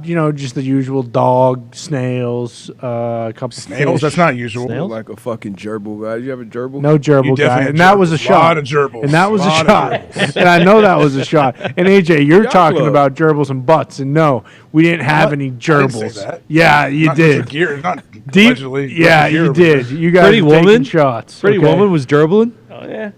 Look it up. Read it. I mean, come on now. This is pre-internet. The thing, I've said this 6,000 times. The guy, something happens to where it spreads all over the world before the internet was invented. That's how unbelievable that story is. Well, either way, we didn't have gerbils, okay? But do you think I had hamsters? I never had any of those rodents. I'm sorry, I didn't think they were cool. Do you think that your kids will also ask for maybe a piranha or an alligator? And would you get them that after your experience and how much it changed your life? If I felt like they were responsible enough to take care of it and clean the tank every week like you needed, or twice a week, and feed them and do that, I would think about it, no question. We've had some little fish here and there, but guess what? Old Dad gets stuck taking care of those things. Have you loaded your back pond yet with the piranha? No, I wouldn't do that. We've had a couple fish in the little tank that we've had for a while that just seem to never go away, and they just continue to move on and keep living, and we didn't want to get a bigger tank, and I have released them into my sister-in-law's pond that's about 50 feet from my house. Oh, nice. Oh, really? Are they still living in your sister-in-law's They're doing pond? great. Yeah, we've actually I put an underwater camera in there twice a month to check on them, and I see them. They're always super happy. They've grown a lot. They're doing great. Hell yeah. You should just You don't introduce like a bigger predator in there, though, Yeah. just to see how they kind of react. Like what happens. Like an alligator? Like another Jimmy, yeah. Like a piranha. Alligator, maybe even just like Man. a fucking Fucking small anaconda. tiger shark or something. Barracuda. If I could control all the elements and keep the temperature of that pond at the could. proper temperature, I could, but I can't. I don't have the means to do that right now. I don't know how. Well, if that thing dies, big deal. You know, that's kind of that looks like. Well, I don't want to kill fish. I don't want to kill a nice big piranha. Well, you can't control the temperature. You just said it. What are they going to do when this cold front comes in? Well, that's why I'm not putting them in the pond. I have too much respect Yeah, for but the if they species. did die, That's why. you could have a nice sushi dinner. Yeah, or just bring them inside when the weather turns. You could bring them inside, put them in their cage. Just go scoop them up out of my hand. I'd stick my hand in there and scoop them up. No, bring you them in use the a house. net. Time to come inside, boys. Yep. Get a I don't know if you've known this. wetsuit. This might be a dumb I'm going to question. tell you something, Con man. When I was trying AJ to, when I did have to transport or get them out of the tank for some reason, you had to get two big old nets. Yeah. Try to trap one of my 8 piranhas. First off, there's 8 of them, so this takes a while to try to get them all out of the tank. You squeeze the nets together, boom, and those little suckers will bite through your nets instantly and come flopping on your carpet before you know it, and you're jumping around trying not to get your toes bitten off. You need to use a metal net. I mean, I feel like metal this net. is dumb. Chain- Chain link. I was like 16. Chainmail. You're right. I should have had chainmail on at all times. Debo had a good question. What was it? No, I'm just thinking, where do the water and fish, wildlife, and all that shit go when the ponds and lakes and shit freeze? They're up still there? down there. Dead. Oh Just yeah, like they under live there? underneath Some the fish top are level. underneath. So only like Yeah, the like- top, like what? Only the top freezes, but they're still swimming. Koi A lot of ponds. fish practice Wim Hof all the time. What's that? Ice breathing. Yep. Ice Cold plunge. breathing. Yeah, it's to stay warm. Okay. Yeah, if you have like a koi pond with those big old goldfish, if the top freezes, they live. Koi underneath, fish. won't they? Yeah, they stay out there. They keep living. It's like any pond. Like if you go skating on a pond, you can fall through the ice because below is still all water. Yeah, you can go ice Go fishing. ice fishing too. huh? Bingo. You The But problem are is they when those certain- things dry up. There's certain kinds that swim south for the winter. probably That'd be Capistrano. sweet. Yeah, probably. I know. in the ocean. I believe Sharks? Aaron said the blue whales were migrating from Sperm whales, I south. think. sperm whales. Sorry, Salmon orcas. swim upstream when they're trying to fuck. Yeah, they do. Yeah, salmon fishing in the That's why the bears hang out and catch them when they're jumping up. Yeah. Yep. I was watching that Bingo. shit. Where are those rivers where the fish jump up and they'll smack you in the face and knock you out? The Amazon. Oh, you talking Have about you seen fly those fishing? flying fish? Or it might have been the Yeah, Nile. they're Might be they're a the, big problem. They're Yeah. a big problem. might be the Nile. I think those got into the Great Lakes at some point, and like Yeah. it was a really fucking big deal. Yeah, they try to electrocute them. I know they have like locks where the fish try to That's like migrate despicable. to, and they put these electric barriers where it shocks the hell out of them, and they don't. Yeah, those will Dead. kill people. Let them go. The Yeah, flying well, fish. people aren't supposed to be in there right there. Yeah, this flying fish will kill people. I think it's the bottom feeder carp, isn't it? The carp, like the invasive carp, come in and they jump out of the water and Did you they have to call them smack old Betty in the face and Yep. break her nose, and then That's people it. are pissed. Sorry, buddy. That makes sense. Or a fluke, maybe. It happens. They should just fucking send Bob Ritchie out there, have him patrol all the Great Lakes with like a shotgun and just fucking Couple take di- them. Yeah, pick them off one by A one. couple sticks of dynamite. Yep, exactly. Get them one of those old like Vietnam boats they used to patrol the Yep, rivers with, and just put exactly. little behind Whaler. a 50 cal or something. Yes. And just a big old fucking boombox, just fucking. What movie was that with Charlie Sheen? Apocalypse Now. Yeah. Is that what it was? Platoon? No, that- Platoon. Platoon. Yeah. that's Platoon. it. Yeah, maybe even just give him like a carton of Marlboro Reds, and he just flicks every single one into the water. Yep. And then eventually he'll take care of all those fish. Who's singing national anthem at the Super Bowl? It's actually Chris Stapleton. Yep. Ooh, Is it really? Tennessee whiskey guy, right? He'll kill it. That is He'll- him, yeah. He's got a great voice. Fucking banger. He will dominate that. And then Rihanna. I'm pumped for the Rihanna halftime. Jacked up for Rihanna. Yeah. Do we know who she's bringing on special features? Jay-Z Hopefully, gotta come out. Calvin Harris for "We Found Love." Yeah. Drake. Her and Drake will come out, won't he? John Fogerty, maybe. Yeah. Okay. Yep. I heard he was high on the list. Probably A lot of Ozzy. people know that. I think Ozzy. Eminem might run it back. Yeah, maybe. Ozzy auditioned Paul earlier McCartney. this year. She did the song with Kanye and Paul McCartney. 4 or 5 Oh, yeah, minutes. that's Yeah, Yeah, Kanye will probably come out with Yeah, I don't know if stuff they're too. going to bring Kanye I out. don't know if Kanye's going But to be. McCartney they could just bring out Yeah. because she's only doing if she's doing it that way, it's probably just quick segments of the song. Yeah. They just want to Kanye. But McCartney didn't sing in that song. He just whistled, right? No, he played the guitar too. Yeah. Oh. Fucking pull 5 Left-handed. minutes. I That was a rewatched good it popped up in my algorithm the other day. I rewatched the halftime show from last year with my wife and actually my kids, and they loved it too. I'm like, God, this is like I'm 39 now. From like Hey, birthday! my Happy birthday! generation- Your birthday was a couple weeks ago. Happy birthday! Yeah. January 6th. Happy That birthday. was my birthday. Yeah, we know when Happy your birthday to Nick is. though. February 1st, Nick. That had nothing to do with that, Con man. You know that. I was on the show that You day. mean I that was dust? working. That dust up? That dust up. Whew. I saw some. Who was that? Did you guys post it in the group chat once, where it was like a compilation video of Washington's season? Yeah, and they it- went yes. through like their whole. It was and good. the dust up came in there. It Yes, was in the it was. video. Yeah. Dust up was in there. That was a damn good video. Who put that together? Just some TikTok. some Commanders fan who's fucking sick of it. Let's get one more caller on the 5-hour NG phone line. I hate to make Mitt sprint back and forth and do all this. Yeah. Maybe he can do it from back there. But Mitt, let me know if you have anybody good. Zeke, tell me if you guys know the What's name your favorite of whoever halftime can pot show? it. Yeah, you were Yeah. saying you were 39. What's your favorite halftime Maybe show? Kendrick from Kansas. I'll get to my favorite halftime show. But Kendrick from Kansas, what's happening, bud? Hey boys, AJ, how you doing? Keep moving. Keep it moving. Hey, I got a question for the Pittsburgh natives. Sure, now that go we ahead. now that we know Kenny Go Pickett ahead. is a dog, is Coach Diggs going to use his influence in the Italian community to put Mason Rudolph at the bottom of the Allegheny? Whoa. Talking about killing Mason's career has Jeez. ended on its own volition. Okay, I believe his contract's up. He will be moving on. How do you know they're not going to re-sign him? They won't. But you What know, they do? they may have to have like 5 or 6 quarterbacks in the stable because I learned yesterday Kenny just had to stare a blitz coming off the edge and know that the line was sliding left and he had no protection to the right and he knew No he hot just, routes. he just had to look it straight in the face and fucking take a hit because he wasn't. There was no hot routes. There was no. Yeah, right. There was no audibles in Yeah. that offense. So D-But that can't be possible, can it? No. Just happened in New England. Mac In Jones high said the school, same you thing? have we options talked in high about it. school on who to get to. Hey, if they Yes, come, you do. they blitz off here. Here's your Yeah. hot. Get to this right away. Even in high school. yes, you do, AJ. Yeah, Muth said this in Football. Yeah, here it is. I'll read it for you. Pat Fryermuth says the Steelers' offense was so simple it didn't even have basic checks to beat the blitz. And in quotations, it's so different because we didn't have hots. It was almost too slow at first because you weren't anticipating. That's what Pat Fryermuth said to Big Ben, right? On his Yeah, on his- football. Great Great live show. episode. Yeah, there was a sweet live episode. Koch was in attendance too, as well as Bob Pompiani, local Pompiani was there? sports Where did they anchoring. do this? Great. Were they in a bar or something? This week, it was in front of a live crowd. I believe. I don't know if it was in a bar or it could have Sweet. been at a Giant Eagle Market District. Tequila Cowboy. I don't think it was this. Okay. That's tough. That's But tough. D, That's but tough isn't to that believe. crazy to think? Yeah, There's that's no way. that's right? tough to believe, especially in that division of all NFL. Period. But you're in a division. You playing Baltimore. Well, we have a Cincinnati. college offense coordinator. Junior so- high, apparently. Baltimore, Cincinnati, twice a year. Like, I mean, if you're a defensive play call, you see that on film. Like, let me just send 3 off the same side every week until they figure it out. Like, that's tough to believe. Not calling Muth a liar, but that's just tough for me to believe. You ain't calling him a truther either.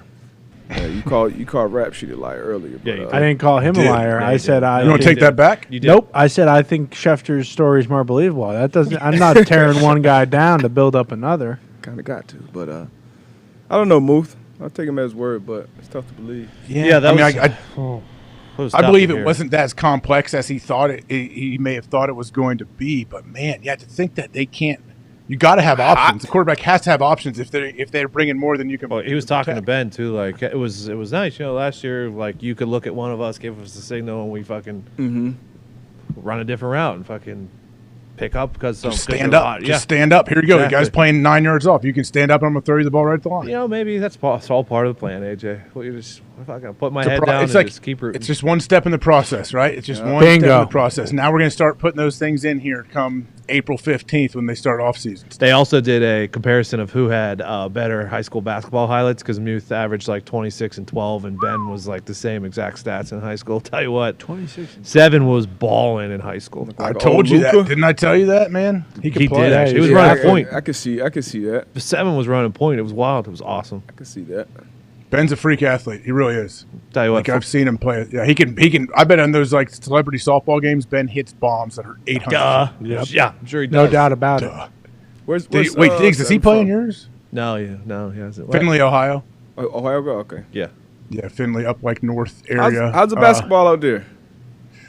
I mean, it depends. Like, it's good in different spots. My high school is legit right now because they have their stud point guards going to Indiana next year, and his dad's head coach changed everything about the whole culture there. They're really good. But there's like Cincinnati, this southwest Ohio area that's legit, then Columbus area in the middle, and then up like northeast. There's some solid stuff, but I don't know, man. There's like a lot of like Columbus schools that are pretty legit. They beat my high school in the finals last year. What? Yeah, Brookhaven. that was a heartbreaker. Only lost the year, man. First loss of the year was in the state finals. Damn.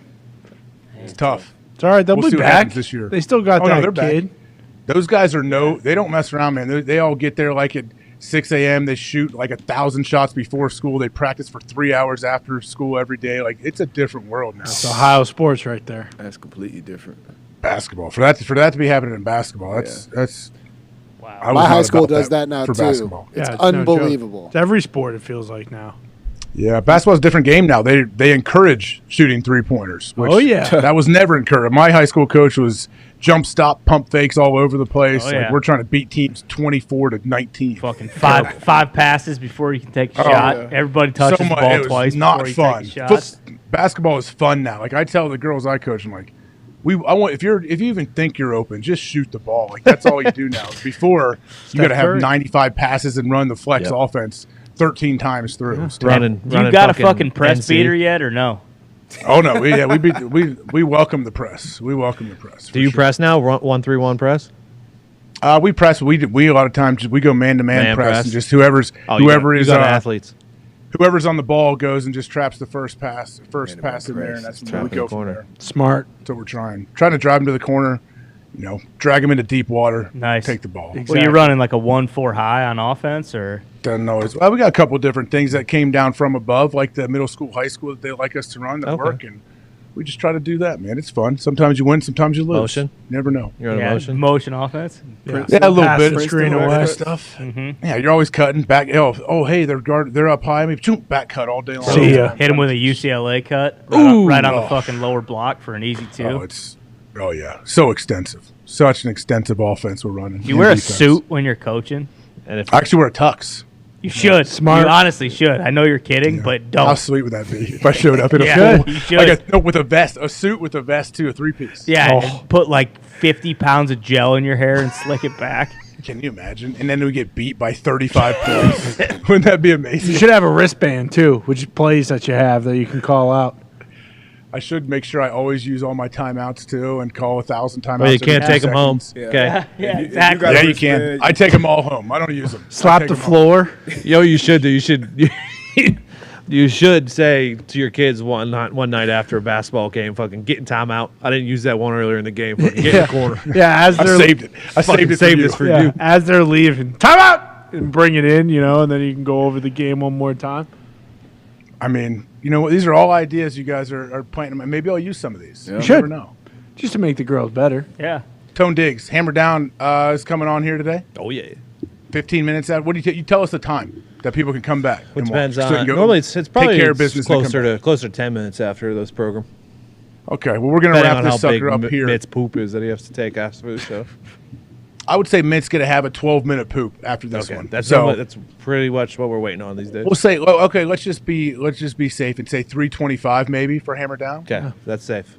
That's real safe. 3:25 for Hammer Down, boys. I appreciate you guys. I hope Pat feels somewhat better. I don't know what you can do to help. Feel with better, whatever. Pat. Feel better, Pat. A lot of fluids. When I was sick as a kid, my grandma used to give me 7-Up. 7-Up tastes really No, good. it's ginger ale better. Ginger ale. Don't be a mark. Ginger It's the ale's same better. thing. Some It's the same emergency, thing. perhaps. Which ginger ale? Fucking Canada Dry, baby. Yeah, I'm a The Schweppes green one? guy. They're all. Schweppes Is it the guy? green Yeah. bottle? Listen, I don't like to Yeah, disparage they're all on green. ginger ales. They're all Fucking delicious. Verner's. I tell you Yeah, what, except for that ginger one. ale. Except for that one. That's maple. Seagrams as well. No thanks. Seagrams. Seagrams. Seagrams, Seagrams. dude. Thank you. Seagrams. Yeah, Seagrams. That That's a green bottle. Stinks. They're all green bottles. Verner's does stink. Ginger ale on an airplane is very good. That's the best. It's undefeated. What does Especially ginger when do you to your little tummy, Tone? What does it do? Settle your tummy? When you mix it with vodka, it does a lot of great things. What? Wide. It settles your stomach. Ginger ale. Yeah, it does. That's what ginger does. But D-Butt, hey, appreciate you're going to be back tomorrow, right? Yes, sir. Everything DB tomorrow as well. Hell yeah. Yeah, buddy. Cannot wait. Talk to the table, everybody. Diggs, everyone in the back there.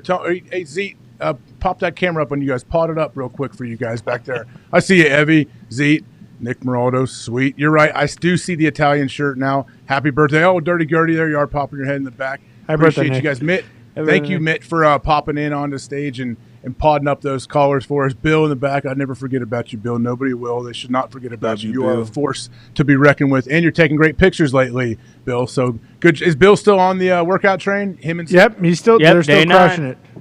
Zeke, you still killing it? Yes, sir. Every day. Good work, 8 man. p.m. Keep up the work. You're looking good. I can't. Oh yeah, Zeke, I'd like to see you out in Arizona too. I can't wait. We can go get some workouts out in the yard. Maybe we'll carry some boulders around. Jail What do you yard style. think? Let's go.